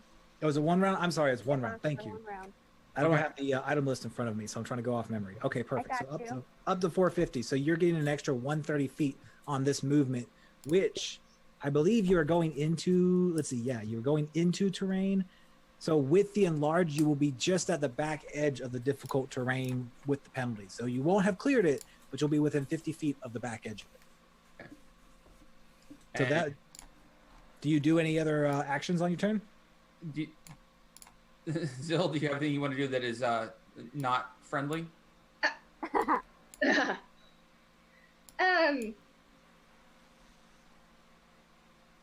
Okay. In that case, Kolvar leans out the window and waggles his fingers and conjures a mage hand. What's the nearest car to us? Let's see. The nearest car to you, you would be passing. Let's see. You would be passing Crossbones. Okay. He waggles his fingers and summons inside their cab a mage hand, which grabs the steering wheel and yanks it to the left. Oof. Rude. Rude. All right. So now we will come back to that in just a second. So now it's the roadie's turn, and he is fussing and yelling and jumping up and down on top of Mr. Crowley, who is just sitting there staring. Okay, good job, guys. So now it is Crossbones. You just had Mage Hand pull your steering wheel to your left. We're going to say you take a 50 speed point penalty while you try to pull it back straight for this 1 round. Okay. Pen, you're upside down. Welcome back, Ben. Oh, Welcome man. back. Okay, so real quick question. With the recent donation that we got at the beginning, thank you, Michael. Does that mean we get to choose what the power-up is? Because it was a tier donation.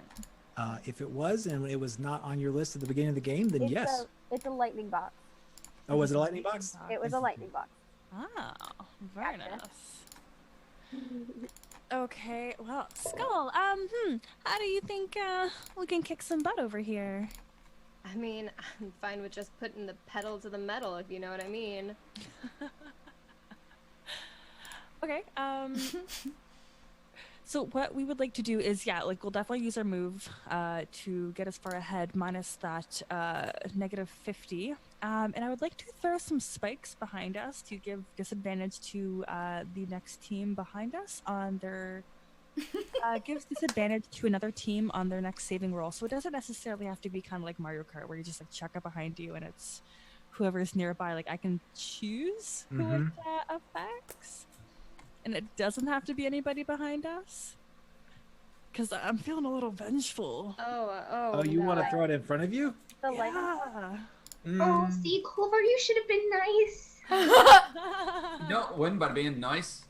Let's No. for the sake of excitement, let's say sure, you can go in front of you.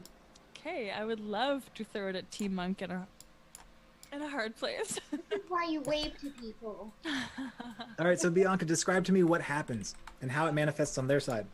I mean, so like to kind of paint the scene, like I'm the one at the steering wheel, and I'm trying frantically to just kind of control the angle of our vehicle because we've kind of been knocked back, and in a bit of a barbarian rage. I haven't started to rage just yet, but a barbarian fury.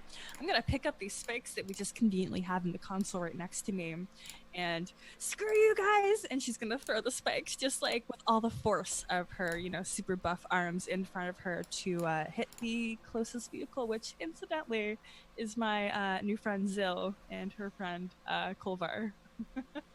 Would this count as a like a throwing? Because I know what you're trying to do. I know what you're trying to do. Yeah. Can I use evasion? Let's see. Is that one of your items? I have it. Well, no, I have evasion It's a monk thing. as a monk. Oh, as a monk. We're gonna say because it's not the vehicle and it's out of your turn, you cannot use evasion. Oh. So read to me. What did we say? The lightning box. How does it? No, she's doing spike. Spike. Oh, spike. Yes, I'm sorry. which gives disadvantage to another team on their next saving roll. Perfect. Okay, so we're gonna say that automatically is going to happen to whichever one of you do your next save, Zill and Kolvar. I feel like we've got some terrain coming up, so you know. Yep. I think also I would like to use our bonus action to since the items are free actions, correct? Yes. So I would like to use our bonus action to inspire my teammate, and I'm just like, oh yeah, listen, May and it's just like this like cool little trill rock and roll kind of style and fist pump, and yeah, so she's inspired. Very inspired. Oh man. So you feel that inspiration take hold, and that's going to help you out on your next turn. Perfect. All right. Let's see. So next it was Graham Ham and Delilah, who are nonplussed about being left behind. And then they hit the difficult terrain as they move forward, but they don't have anything to counteract it. So they're moving forward, but they're about halfway through. So they're losing ground on everybody, but their eyes are trained on Skull and Maypri. They're coming for you. Pascal and Archimedes, he is now eyes on the road, but Archimedes, in his super excitedness about being on a Gerlin float, driving dressed as Gerlin, overexcites himself, and he bursts into flames because he's a phoenix and he couldn't control it. And now the top of his car is on fire. So he's still moving at full speed, but he again can't take his action because the car has caught on fire. So they hit difficult terrain as he is distracted. Good job, guys. You're rolling great tonight. Cool. Okay, so now we are back to Val and Silo. You are, what do we say? You are about 650 feet in. 650 feet in. Okay, so you're just inside the downhill stretch with a 60-foot cone in front of you. What are you doing on this turn? How far are you going? You got 280 feet? It's 280. Yep. And then so is the terrain right now isn't a problem, right? Like so the terrain is basically easy terrain in the sense that there's no obstructions, and then because it's downhill, you actually get a 2 times bonus. So anybody in this area, their speed is now double. So tell me, does that make you cross the finish line? Is at 1,200. No. But do you cross the 1,000 mark at this point? We are. If we take it, it'll be 930. If we take just our full movement with no dash. So if it's doubled, then that's 1210. Yeah, 1210. Okay, so you don't get to 1,200. You actually get to 1,000. And what I need you to all right. Let me, before I say this, preface: everybody else cannot see you. You are in a fog cloud. Okay. Right. Okay. I need the 2 of you to roll me dex saves. Oh. Okay. Okie dokie, that was unexpected. This could be bad. An 11 and a 13. Okay. Val, you're okay. Silo. So what happens is as you cross over this 1,000 foot mark, the ground heaves. It explodes underneath you, and you are thrown. Both of you are thrown off your vehicle. As you hit the ground, Val, you just roll and you're okay. Silo, you take 1d6 damage. Even though I was strapped in? Yeah, you were thrown loose of your straps. Oh, dang. Okay. Well, I guess we have to get back in our car. Well, we will get to that in a second. So first, did you roll your damage? Oh, you wanted us to roll. Oh, I got you. I'm sorry. I saw 1d6 damage to Silo. 4. 4 points of damage. All right. The 2 of you are stunned on the ground for a moment. All right. We'll come back to you on your next turn as you see your car move in front of you, away from you. All right. Next up is Zil and Kovar. Zil, this terrain's gotten a little rough. You got to do something. I'm just steering. I'm on a pole, Colvar. Not reliable. She's just gonna come back down. I don't know how we won any of these races this way. I don't expect. In hindsight. All right. Not the most reliable thing for me to be on. Okay. Well, let's since Zil is not actually doing anything, let's continue some magical shenanigans. What I can't see Val and Silo because they're in a fog cloud, correct? Correct. You know, I don't like that Mipri and Skull aren't participating nicely. They keep throwing things at us. Well, why don't you use the pole at the back there and swing over there and show them how you feel about that? Okay. Zill's gonna scurry back up and she's gonna swing over to them. Are we close enough to their vehicle? Your move, this action, actually, you will cross over that 1,000-foot mark as well. Fantastic. So she's gonna. And as you do, I need both of you to roll dex saves. Oh no. Okay. I was waiting to see if you did anything before you got there. They are at disadvantage because of your the item. spikes. Mm-hmm. Both of us or just one of us? One of you. Oh, no, you're right. The team for the spikes. You're right. I'm sorry. I was thinking of the other thing. Yes, correct. So both of you roll at disadvantage. What is your lower on your dex save? 11. 13. Okay. You are both thrown from your vehicle as well, near Val and Silo. Joe, you are okay. Zil, you take 1d6 damage. So roll me the damage. Okay. David, can I take a reaction before she falls?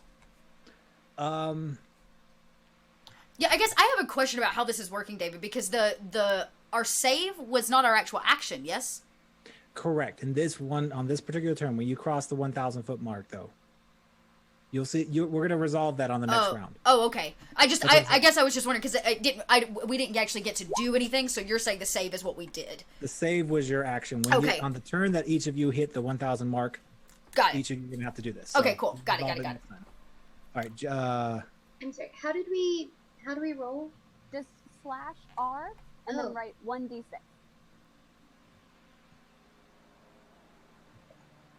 I think I did it wrong. /R. Oh, with backslash? /r space Oh. D6. Yeah. There you go. I'm doing the wrong back. All right. Well, as Elizabeth is doing that, the roadie has gotten Mr. Crowley to stand up, who actually has a very high speed. And so he's begun going forward full force. He is already at 450 feet. Skull and Maypri, it is your turn. You are at the start of your turn. How far along are you? Oh. Down 330 plus 280. Math is Okay. hard. Okay, so you're about to. So this turn will put you into the downhill slope, which means I'm just asking because you get double speed because now you're in the last section. So go ahead and do double speed on this one and tell me if you cross 1,000 feet before anything else. Close. 660. Yeah. 660, and you had 5 something beforehand? Yeah. Yep. All right, so both of you roll me dex saves. Okay. I'm okay at this. We'll find out. And David, we can't see the other teams right now. Correct. You're all obscured in fog. All right, what did you get on your saves? I got a 1 plus 2. RIP, Oof. all of me. Wow. How? Okay, I got an 18. All right, so Skull is thrown off, and she collects herself gracefully, but Maypri also thrown off. You hit hard on the ground. You're going to take 1d6 plus 1d4 damage with that crit fail. Okay. Would you say they're all in 30 feet of me? I would. Yeah. You can't But tell. can- Yeah. Can Silo tell if none of us are like visible right now? It's not it's a reaction to it's just a reaction into the area when she landed for being attacked by something. So it's an area effect, yeah. Okay. It's a natural thing. Just funkiness. Just her All right. natural funky. So you took, what, 5 points of damage? 5 damage total, yeah. Wasn't so Perfect. bad. I mean, like, I'm tough. I hit the ground. I'm like, oh, shit. Yep. I can hurt the ground more than it can hurt Round. me. You're good. All right. Pascal is driving a flaming car. He just starts to cross into the downhill slope, but he doesn't get there. So he's just going at full speed. Okay, So we are back around. Did Mhm. we not get an action on that turn because we were thrown from the car? Because you were thrown from the Yep. car. Okay, Yep. Each one of you had that same thing. Cool. So here's why that's important. Okay. God. Uh-oh. Val and Silo, it's your turn. Yeah. And as you stand up, I want you to do a perception check at disadvantage for me. We're still in initiative. Okay. Val got a Wait, didn't I move the cloud away from us? You have it in one direction. Oh, okay. 13 and 15. 13, 15. Okay, so actually Val sees this. Val, you see what happened. You see the ground flew up underneath you because it's being controlled magically by someone near you. This race has been interrupted by some magical being, and you feel like you're about to be attacked. So I'll let you take a action before you're actually attacked. Oh, Silo, I think some dude's messing with the course. Oh, that seems reasonable. It's a race. Well, yeah, but like, I don't think this isn't supposed to happen. Oh. Okay. Well, we should get in the car and try to continue, yeah? Well, so the car has left you. Y'all were thrown, and the car just kept going. Okay. So for all Oh. 3 teams, as you were thrown, the Oh, car's okay. gone. No, not anymore. Silo turns into a warhorse right in front of you. She uses her turn to change to a warhorse. Mount up, Val. Like, Val nay. gets on her back. Okay. Val gets on her back. We running. You're running. All right, what's the speed for the warhorse? I will have to quickly look up. Give me just a second, and I will tell you. I believe it's more than that because the horse's speed, I think, is 40. Clearly, I cannot spell horse. Okay. The warhorse. I just pulled up his character. This says speed 60 feet, yo. 60 feet. Hey, All right, so you are at 1,000 feet at this point. All three teams are pretty much at 1,000 feet. So you all have a 200-foot dash to the end on foot, with some ill-meaning being nearby who has basically attacked you. So you go. You said 60 feet. Mm-hmm. You Yes. make it. No more attacks in that first move. Okay, that is y'all's turn. Next up is Zil and Kolvar. You are on the ground as well. you okay? I'm fine. How about you? You look like you landed a bit hard there. Yeah, no, I'm fine. I've fallen before. Okay. Yeah. I'm fine. I'm fine. Good. Our car's getting away from us, though. Is it supposed to do that? No. Can you use your shadow step and stuff? Can you catch up to it? Maybe turn it around. I can go catch it. I'll be back. How far away is the car from us at this point? Oh, the car is going full speed, so I mean it's well past the finish line. It's like 400 or 500 feet away. Yeah, no. On second thought, Zill, I don't think you can catch it. It's going even faster than you. Okay, well, I think we're gonna have to finish this on foot. Are we in fog? We're in fog, right? You're in fog. Yep. You do know the general direction you need to go, but you can't see. Did we see Silo and Val go on horse? No, you're in fog. And on that note, both of you roll me a perception. I want to see if you can tell.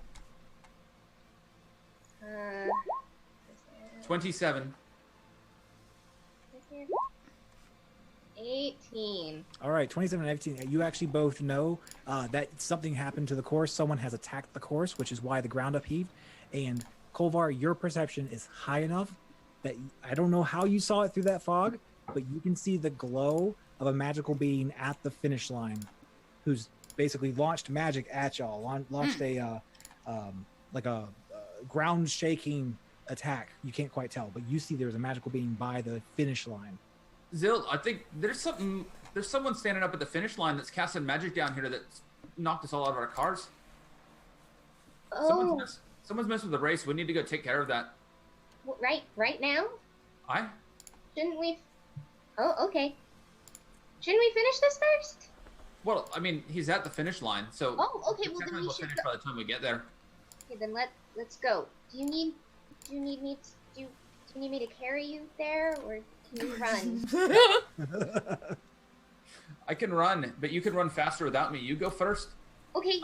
I've got my crossbow. If you get there first, anyways, I'll shoot him from a distance. Okay. All right. Zill's gonna run, and she's gonna shadow step. She's gonna like double. What's your distance? My speed? Yeah. 50. Is what? My regular speed is 50. 50. Damn. Okay. And that's not modified by shadow step? Shadow step gets her another, 60 feet, I believe? Mm-hmm. I believe so. Okay. So, with shadow step, I'm a fast lady. yeah. All right. So you make it 110 feet on your turn. You actually shadow step right past Val and Silo in front of them, which means they can see you now in the cleared fog from Silo's cone. The next up is the roadie. You hear a rumble, a real deep rumble, like an earthquake from behind you of Mr. Crowley coming full steam ahead. You don't see him, but you sure as hell hear him, and he's coming fast. Next up, Maypri and Skull. So, all right, Skull, we gotta win this. What do you think we can do? all I can do is run. That's all I got, and it's not like great. Is that what you do, or are you gonna? We've got two things. Okay, I don't know if this is okay. Can I throw Skull? I'm strong as heck. Get help. We're both medium though, and I don't know if I want to say you can throw her, but you wouldn't be too. It's like Colossus throwing Wolverine. It's the fastball special. No, it's get help. That's about right. Let's say you. All right, roll me a strength check. Let's see. Okay, How do you do on a strength check? You also have Bardic Inspiration. I do. So Right. do my. Ooh. Which is good. You had it. Yep. It's 1d6. So it's 13. 13. Yep. All right. We will say you can throw her, but you're only going to be able to throw her whatever your speed distance is. It wasn't strong enough to get some advantage. Okay. Regular 30. Are we, like, since we don't have a car anymore, are we each taking individual actions? we are going to say that each team member, it's 1 action per team member. Because Val and Silo, they just did, Silo did her Warhorse, and Zill and Kolvar, Zill did her Shadow Step. So one of you can do a kind of racing maneuver. Great. So if Maypre throws me, then I am going to.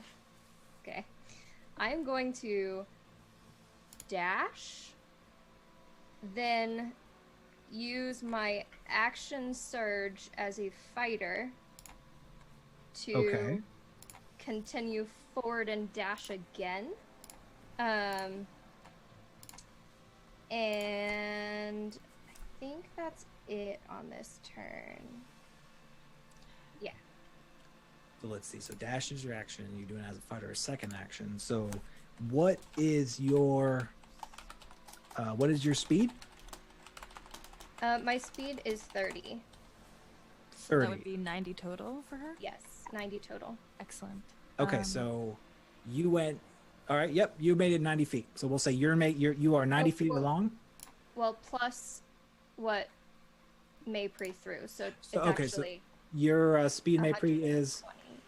Mine's 30. 30. Yeah, so 120. Okay. Oh man, perfect. So Silo as a warhorse is.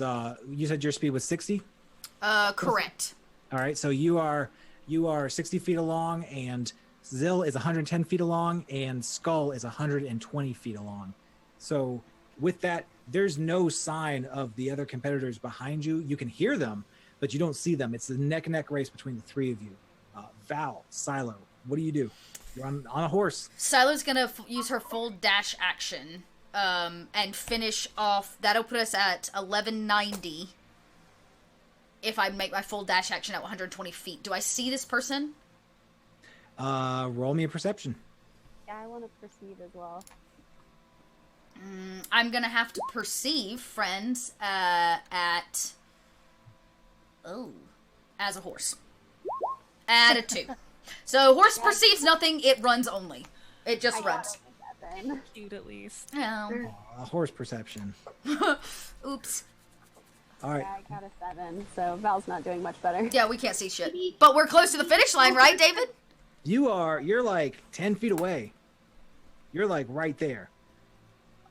So Silo dashed, but since we're right near the finish line, can Val like leap off of Silo? On your next turn, you could. Oh, okay. Zill, Kolvar. Yeah. I'll spend one more key point. I'll shadow step one more time. You gonna shadow step? Heck yeah. Okay. So, What? Go ahead, David. what did you say? I didn't hear what you said, Joe. What? I was asking how close she was. You were at 90 feet to start your turn. Remaining. Yeah, if she moves and shadow step, she'll get there then, right? Yes. So, Zill, you shadow step once again, but right as you are 1 foot from the finish line, you are hit with an Eldritch Blast. Let's see. The damage. What is the damage for the blast?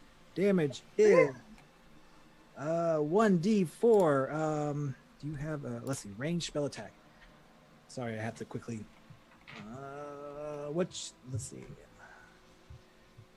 Gotta pull up roll 20. Roll 20. David, the closer we get to the finish line, there's still fog, correct? Oof. Yes, there is fog everywhere, Just making but sure.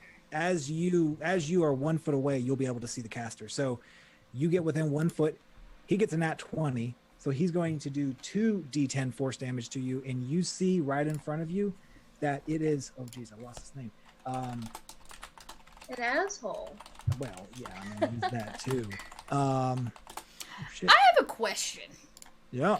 So, I thought Shadow Step only worked in the shadows. You can only You're in- Shadow Step from shadow to shadow. Well, We're in fog. but we're in fog. Oh. You consider... I'm just asking technicality-wise. I'm Yep. only asking because I thought it was daylight outside, so... It just is doesn't daylight, cast but shadows. you are in a deep, deep fog. I got you. Almost a magical So fog. technically, how is this guy seeing me? Well, he's a magic caster. He's a Deathlock. And let's see, he just did, what did we say, 2d10. 7 points of damage to you, 1 foot from the finish line. You are knocked back. All right. Asshole. Who's next? It is Cole. No, that was Colvar and Zill. Mr. Crowley is coming from behind. One more turn, he'll probably catch up to y'all. Now it is Maypri and Skull. Okay. All right, Skull. I mean, I'm just shouting at you from like my position because I'm a little bit farther away than you. I'm like, Skull, you got this. Use the lightning box. And although I know we can't actually see anything, if possible, I would like to be able to... Actually, I want to use my action to cast dancing lights at intermittently to see if we can kind of see a direction. Oh, Smart. All right. What is the roll for dancing lights? It's just, I mean, It just happens, right? Yep, Let's say, all right, so you are moving in the direction of the finish line. You know where you're going, and you actually light up the target. You actually illuminate the edge of the deathlock. You actually kind of lands on him. You can see where he's at. So, Bianca, what were you wanting to do, if that helps you at all? Cast lightning at level 1 once on another team. I was hoping to see the people that were closer to the finish line, but I will settle for whoever we do have vision. I am, however, not familiar with how lightning works, just because I don't have any spells set up. Yeah, on my so character sheet. actually, it says to cast lightning at level 1, but I'm not familiar with that spell, and all of the lightning spells are level 3. Okay, it's whatever the base level for lightning. yeah. is, I is was what about to we're say, doing. yeah. Got it. So maybe call lightning is the... Yeah, call Yes. call Lightning. lightning. Yeah, Yes. call lightning is probably how it would Cool. work. Let's do call lightning. A storm cloud appears in the shape of a cylinder that is 10 feet tall and 60-foot radius, centered on a point you can see. 100 feet directly above you. Mm-hmm. So, choose a point you can see within range, and a bolt of lightning flashes down from the cloud to that point. Each creature within 5 feet of that point must make a dexterity saving throw. So, I'm assuming you're casting it on the deathlock at the... or using it on the deathlock at the finish line? Correct, yeah. Okay. So, and if I don't know if Zill is still... Yep. So If- Zill, if it's on the deathlock, Right. Zill is definitely right there. Yeah, Right. so we need a... So, So we'll let's need see. dexterity saving throws from both. Yep. All right. So the deathlock is 2. D20 plus 2. All right. Deathlock gets a 12. Dex for me. 26. That'll work for Zill, and I guess you may have cool monk stuff that helps you with evasion. So, Do you have? Does Zill have uncanny dodge? No. Okay. wow, I just Yeah, no. had to check that a bajillion And you can times. and evasion will let you have the damage though. Mm-hmm. I have evasion. Yeah, you can take half the damage then. Because I'm a level 7. Oh right. Well, But evasion is area effects, right? Like that's... Subjective. Let me look it up. I think it is. And And dex so saving throw only take half damage. You take no damage if you succeed half. yeah. Half. So There you go. you do succeed the And, you take no damage if you succeed half if fail. takes 10. I mean 12, sorry. The deathlock takes 12, and Zill would take none. All right. So the deathlock is hit, and he's kind of knocked a step back briefly, but immediately regains his composure. Skull, you're moving, right? Yes, and I'm also calling back to Maypri and say, no, you've got this! To use my bonus action and give her more inspiration. Thank you. Perfect. Perfect. And what is your speed, Renee? My speed is 30. 30. Okay. So Yeah, so... you are about 50 feet away from the finish line. Yeah. Okay. my best. Cool. Let's see. Next is who is next in initiative? The roadie, who actually is immediately behind Maypri right now. So you see this giant Odonatar beast, like just looming over you. I mean, he's probably 5 or 6 times taller than Maypri is, and he is just booking it. The ground around you, boom, boom, boom, as he's just barreling for the finish line. Oh wait, and then Graham and Delilah, I don't know what happened to them. They must have gotten lost because they're not being seen anywhere. Great. 100 feet behind the roadie is Pascal and Archimedes with the fiery chariot now, and everything's on fire. And Pascal is unhappy, and so he jumps off. So he's on the ground, and he's actually just behind Maypri as well, a few steps behind where the Odonatar is. Val, Silo, you are coming up on the finish line, but you also can now see the Deathlock as well after that lightning strike. Oh, great! So I can see it? Yep. How far away is it? Let's see. You've done 2 moves at 60, right? I did the last time. That put us in 10 feet of 1,200. So we were at 1190. So 10 feet of the finish line was our number. Correct. So at the start of this turn, you were 10 feet away. So you will get up to 1 feet shy, and the Deathlock, basically, he's stopping anybody from crossing this finish line until he goes down. So you see him, and he's right there. Val wants to leap off Silo and charge him with her sword and try to hit him. Yeah. Okay. So roll an attack. So I can't run across it, is what you're saying, David. It's not letting anybody. Right, until the Deathlock goes down, he's basically stopping anybody from crossing the finish line. That's an 11. That does not hit, Val. Okay, I just have a technical question. He's on the far side of or he's on the interior side of the line? He's about 3 feet past on the opposite side, past the line. I only ask because my warhorse has a special attack it can do when it's charging something, but if it's not going to be able to come across the line at him, it won't make a difference. Okay, then that's all I can do. Is just run until I can't run anymore. I guess Silo will come out of form then. Like when she hits the wall, it probably like boinks her back from horse into mushroom. Yep, that's exactly right. Anybody who tries to go through it will deal with the same thing. All right. So I hit a wall? Your attack can hit the Deathlock. Like if you're physically attacking, that goes through, but it's not going to allow you to actually cross. So he was within melee range. Oh, because he's just I see. So you're able to reach across it, but you couldn't actually. Yeah, it's not going to actually count until he goes down. Okay. So Zil, Kolvar. So Zil's been running and shadow stepping. Kolvar is still back where they got separated, correct? Yep. How far is Kolvar from the Deathlock? Your speed is 30, right? Right, but I haven't been moving since we got separated. Yeah, well, we'll just assume in the background you're moving your full speed in the meantime. You're not just standing still. And the same with Maypri. She's kind of moving her full speed in the background. She's not just standing there. Okay. So you are actually more like 140 feet away. Okay. All right. That's still a little far from my crossbow shot. Okay, so Kolvar is going to... He's just going to keep moving and let Zil do what she's doing up there. Oh. So you can't cross the finish line. This you see the Deathlock. He's going to attack soon. Do you do anything? Excuse me, sir. Have we done something to anger you or upset you? We just need to get across. Or... He doesn't seem to notice your words. It's as if they literally doesn't hear you. Okay. Oh, he's someone that you need to actually like physically deal with. This is a Kolvar thing. Kolvar. I'm coming. My little legs will get there in a minute. Okay, Zil, is that your turn, or Kolvar? I mean, you can still do something from range, I guess. Kolvar's gonna move his movement and use his cunning action to dash, so he'll go 60. Okay, so you are going to be.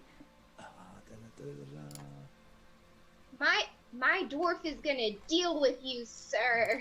You're about 80 feet away at the end of your movement, then. Okay, good. I'll be able to shoot him next time. Yep. All right.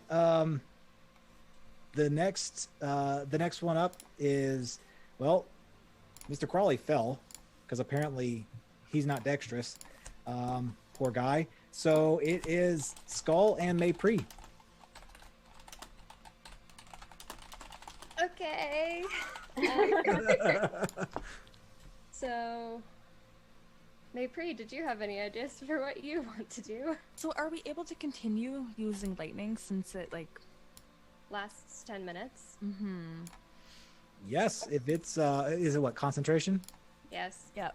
So then if you don't do another concentration spell, which I guess you don't really have magic, then yeah, it's still going. Yeah. Concentrate forever. Excellent. So sorry, I've never had to roll for this before. Okay. I actually sent it to you on in Twitter chat, but it's the person you target has to make a deck save. Oh, okay. Sent a link. Perfect. So I guess that's a deck save on the spooky guard at the end of the line. All right, so it's 1d20 plus 2, and he gets a 16. That beats my decks. I'm honestly not sure what your spell. I don't have a spell save saving? DC, so like my dex is 15 plus 2, so I'm wondering like would it just be against my flat? I would do the 15. That's a pretty.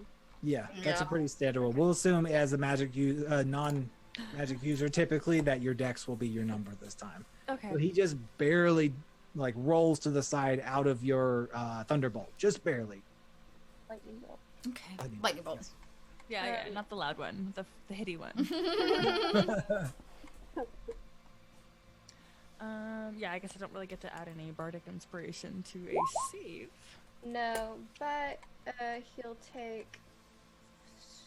I'm so bad at math. So, 12 damage. Yes. Well, what, you rolled 24? No. No, I didn't. What on earth am I doing? No, I didn't. That's like 7 damage. What is my? I'm sorry, y'all. Numbers are hard. Yeah. Welcome to my life. 7 points of Wait, I damage. wasn't the part of the intelligence, like. Right. Fine. I mean, it was the wisdom that you failed. You were pretty darn intelligent, so I don't know. It's foggy well, outside. Soul It's was. hard. Just me personally. I did not need to be up there trying to do math. So, all right. After that, you hear Gramham and Delilah. I guess you hear a large, like an explosion of sorts. So they must have crashed. But Gramham is starting to catch up on Kolvar somehow, naked as a jaybird, running in the wind right after Kolvar. So that's and Pascal has found Archimedes. The burning wreckage of their car has gone off to the side, but they are now dashing towards the end as well. So they're about 150 feet out at this point. Back to Val and Silo. I dashed on my turn too, so I'm just like. How far are you away? Right there.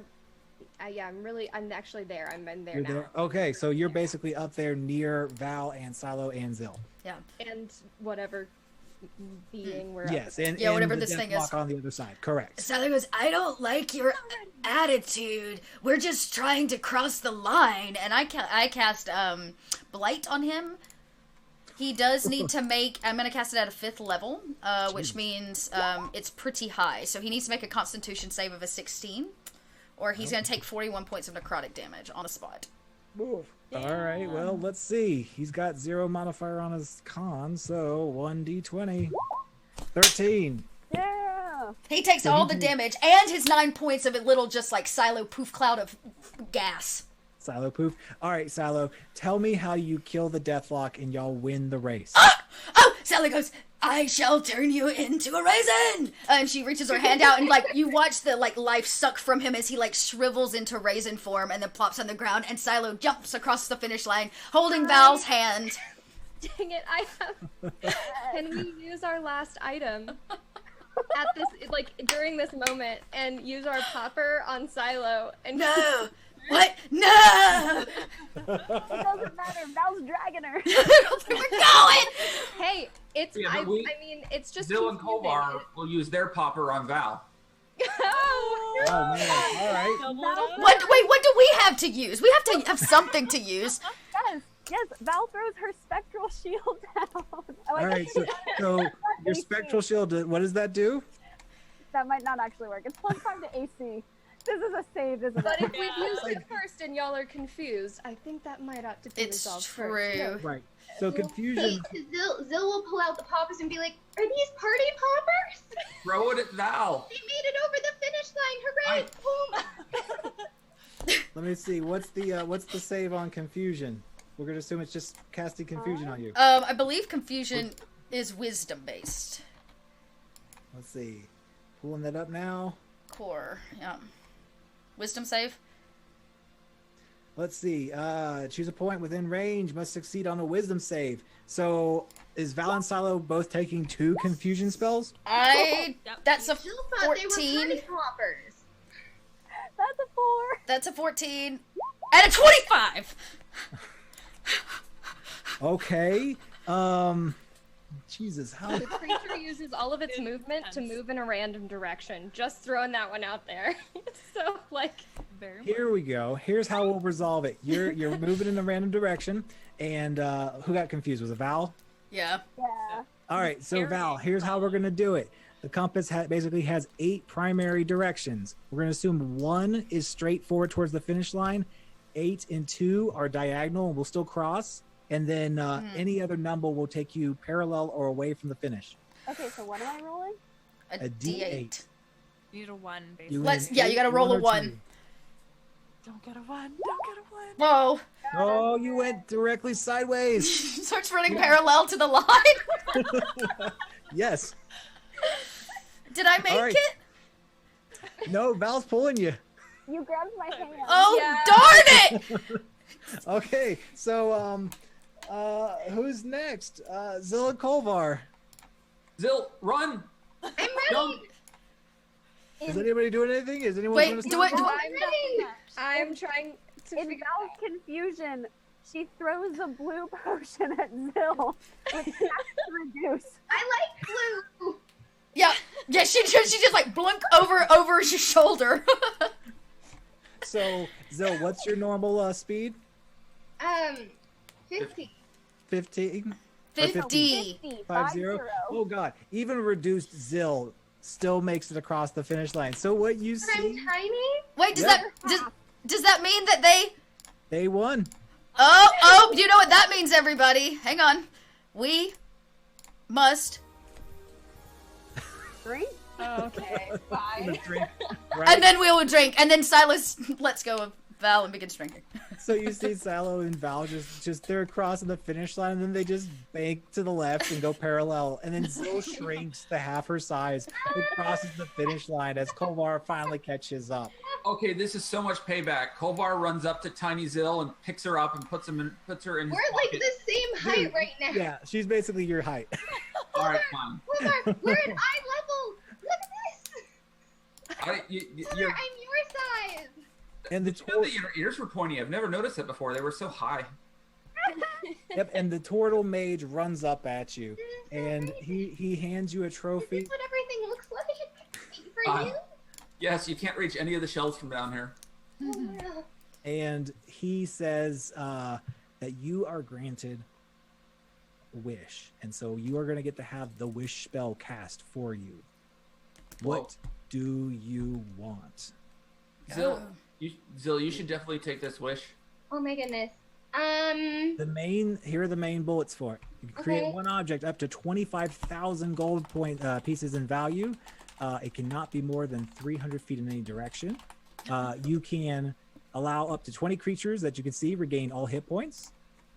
You can grant up to 10 creatures you can see resistance to damage. You can grant up to 10 creatures immunity to a single spell for 8 hours. Or you can undo a single recent event in the past kind of set of actions, forcing a reroll on any roll made in the last round by reshaping reality. Well, That's a lot of power to have. that is a lot of power. Use it wisely. So tell me how wish manifests.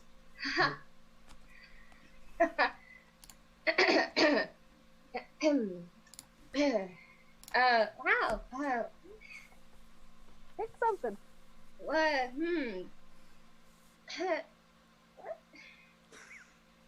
Kovar, Zil, pick your wish. Right. Zil, what do you want to do with that There's a lot wish? of rules and regulations to this.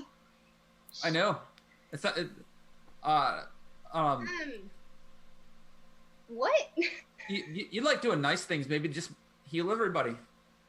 Oh, you know what? Everyone that participated in this thing, could everyone just be healed? Except for him, and I point to the crispy leftover person. Yep. Except for the Deathlock who is hurting us. Yes, and as this happens, Greater Restoration is not only cast on the 6 of you, but you also see Pascal, the roadie, the Donatar, Mr. Crowley, Archimedes come across, and they are healed and fires are extinguished. Who knows where Graham Ham and Delilah are? They're friggin' lost in the fog somewhere. Oh, could we have a party? They will make it to the party. You are all healed.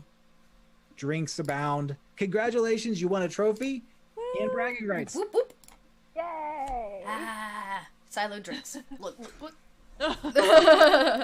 He forgets it on Yeah, I that. just- Like, oh, we're drinking? Yeah, I would love to. Get it? Way to go, Zill. I Zill, don't you won the race, Zill. I thought I gave a party popper to Val and Silo for winning. You definitely did. We did. We won at winning. We won at running in a line. Oh, Yeah. so second place win. That was a win. That was our win. It was our See, win. I was gonna call for a rematch. Maybe sometime when the racing track doesn't get completely destroyed and we all lose our cars. They really need better security, I think. All I'm hearing are excuses. So apparently, run over the line. So great. Win. Who knew? You did so great, and I absolutely bow to that. But also, let's race again with cars, though. Okay, yeah. Oh right, Better. we didn't have the cars cross the finish. Oh no, the cars finished before us. It's No, true. we weren't hitting them. So I guess the cars win. Yeah. Oh, the cars win. Oh, well, our car would have won. This is very tricky. Now we're starting to get into semantics. Point is, we could also see you again if we, Oh. and I don't know. Do you hang out in You're my libraries? friend. Another trans-dimensional race. These were You know what? fun. This was such a fun race, and this was really cool to meet everybody. And what is this trophy made out of? Gold? Gold? Yeah. Well, gold is bendable and malleable. Jill's gonna just break it into pieces for everybody. Oh, we all get a piece of the crown? Everybody, yes, like in Mean Girls, everybody's gonna get a piece. Silo eats hers. Val tries to stop Silo from eating her. I want the two of you to roll a dex check. I want to see how this plays out. Oh. We need Silo and Val a dex check. Okay. Oh, okay. I want to see if she eats it. Everybody gets a piece. I was about to say, I got it. We got it now. Sorry, I didn't have. I got rid of the sheet part. Okay. I got an 11. Oh, Val does not manage to stop Silo. Nope. It's Down already, the hatch. it's already in the mouth by the time she realizes, and I you am don't. one with the trophy. Oh, good for you, Silo. Yep. Everybody celebrates their trophy a different way. That's right. Yes. No trophy shaming. Can we have a And- dance party now? You can have a dance party. That's how the scene ends, is with everybody busting out into a giant ass dance party, including Mr. Crawley, the giant Odonatar. And that was our game. Thank you, everybody. We wanted to try to do something different. We'd like to experiment around, so I hope you enjoyed the race mechanic and us trying something new. It was a great time. We had a wonderful time. Thank you so much for the donations we got during the game and before the game. It Thank was you. really wonderful of all of you, and it's going to a fantastic cause that we all believe in. Right before we go, one more round table. Reintroduce who you are, who you played tonight, and where you can be found. Tiffany.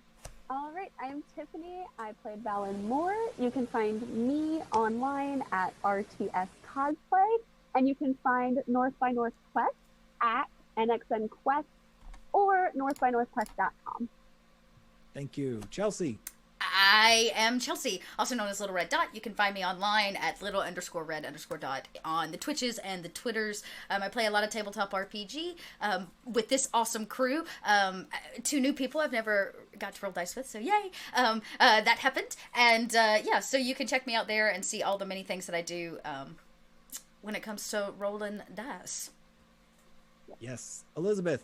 Hello, I am Elizabeth Goodgame. I played Zill, the half-elf monk / warlock. You can find me at the Lone Good Game on all social media, and I play North by Northwest. Joe. I'm Joe Frankovich. I played Kolvar Ironspire, the dwarf rogue, and I am also part of North by Northwest. And you can find me on all the things at Reality Storm. Renee. Hi, I am Renee Rhodes. You can find me at RayDeanneR on Twitter or at raydeanne.com, which is a new thing, but like my hub for freelance writing and fun stuff like that. So you can also find me as the DM on my podcast, Fate and the Fable Maidens, which is an all-women, family-friendly actual play. So I was having a hard time because this is an NPC from the show. It's like, oh gosh, this skull was from someone at some point. That's not very family-friendly. I don't really think about that. Not canon. No, of course not. This was an interdimensional race. Anything goes. Definitely an internal struggle. Fate and the Fable Maidens can be found at FateFMcast on all social media or at FateFMcast.com. And thanks y'all so much for having me. It was fun to play D&D with most of you for the first time. All of you for the first time. Of course, it was wonderful for you being here. And before we stop with you, do you want to quickly plug what cool thing you're about to do for Wizards again? No, totally. Great, yeah. So Fate and the Mabel Maidens.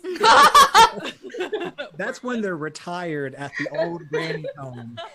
And they're all named Mabel. Faden. Yeah. So anyway, Fate and the Fable Maidens is about to be a part of Podcast of Ravnica, which is a really exciting event, kind of giving an insight to the new book, Guildmaster's Guide to Ravnica. We are representing the Selesnya Conclave. We had a ton of fun doing our adventure. I really, really love the setting. Honestly, I've read more of Ravnica than I have any other D&D book because it's just so easy to just eat up. So definitely check it out. Those will be coming out on the Dungeon Delve feed here in just a couple weeks. And follow us on social media for more information. Absolutely. It promises to be a wonderful event. Those of us who were involved with previous Wizards events can't speak highly enough of each of these things that come out. So with Ravnica coming out, there's so much good stuff, and it's such a great group of people being put on. So I'd love to see that Renee and their group is being featured because they're such a wonderful group of ladies that we couldn't be happier for. So give them all the support. And Bianca? Last but not least, hi, my name is Bianca Zelda. I play Maypri, the Tiefling Barbarian, who did not win this race. However, you can find me on all social media. Yeah, right, darn. I have a really big game, and then I just wasn't able to follow through. I don't know what happened. I am from the podcast called The Broadswords. We actually just recently finished our season finale, and it was wild. You can also find us on the One Shot Network, who has a host of really good other podcasts to listen to. You can find the Broadswords on virtually any social media as at the Broadswords. Yes, another wonderful all-women podcast, another group that you should check out if you're not. And who wants to yell loudly and wonderfully for Penn? We love you, Penn! We love you so much. Penn is fighting. Wow, those drawings were so incredible. Amazing. I'm gonna request at least all of them to be posted so I can love every single one of them. At least. So go follow them so you can see all the rest of their incredible work. Pen of Smiting. Pen of Smiting. Absolutely. Right there on the screen. Go do that. Yep. It's almost like we have played D&D with Pen of Smiting before because they're just at all of our tables. Right? In a ways. Right. Yeah, and give them a follow if you're not on Twitter. I know there was a big push to cross 1,000 before the game tonight, so help push them over the finish line because I know they're excited. Let's do that. We can do that. Please, We can do that. Let's go push them over the mark. Yep, and I was David Alvord. I was the GM for tonight. I am also on North by Northwest. You can find me at Rocket _art, ROCKIT_art. I play on the show sometimes Pascal, so he made an NPC with his little bird tonight, but I promised he wouldn't win over the characters. That's just not nice. So they had a good time. I want to also thank Wizards for having us on tonight. I want to thank Extra Life for doing such wonderful work for so many organizations, and this is a big push every year, so we were very passionate when we got the opportunity to partake. I want to thank Lauren. You were wonderful in chat tonight. You were such a wonderful person. Thank you. I can't respect you anymore. You're fantastic. Like literally every time you're just a great person. So thank you again for running the chats tonight and helping us out. And thank you to all of you tuning in because honestly, we loved having you and seeing the interactions. And especially for us, we typically are a podcast, so we don't do the live interactions. We make it a live show, but having the real-time chatter back and forth and seeing you engaging just warms our heart, and it was such a wonderful time tonight. So thank you again. We've been North by Northwest with Pen of Smiting, Fate and the Fable Maidens, and Broadswords tonight, and I hope you have a wonderful evening. Thank you much. Bye, everybody. Bye, everybody. Bye. Bye.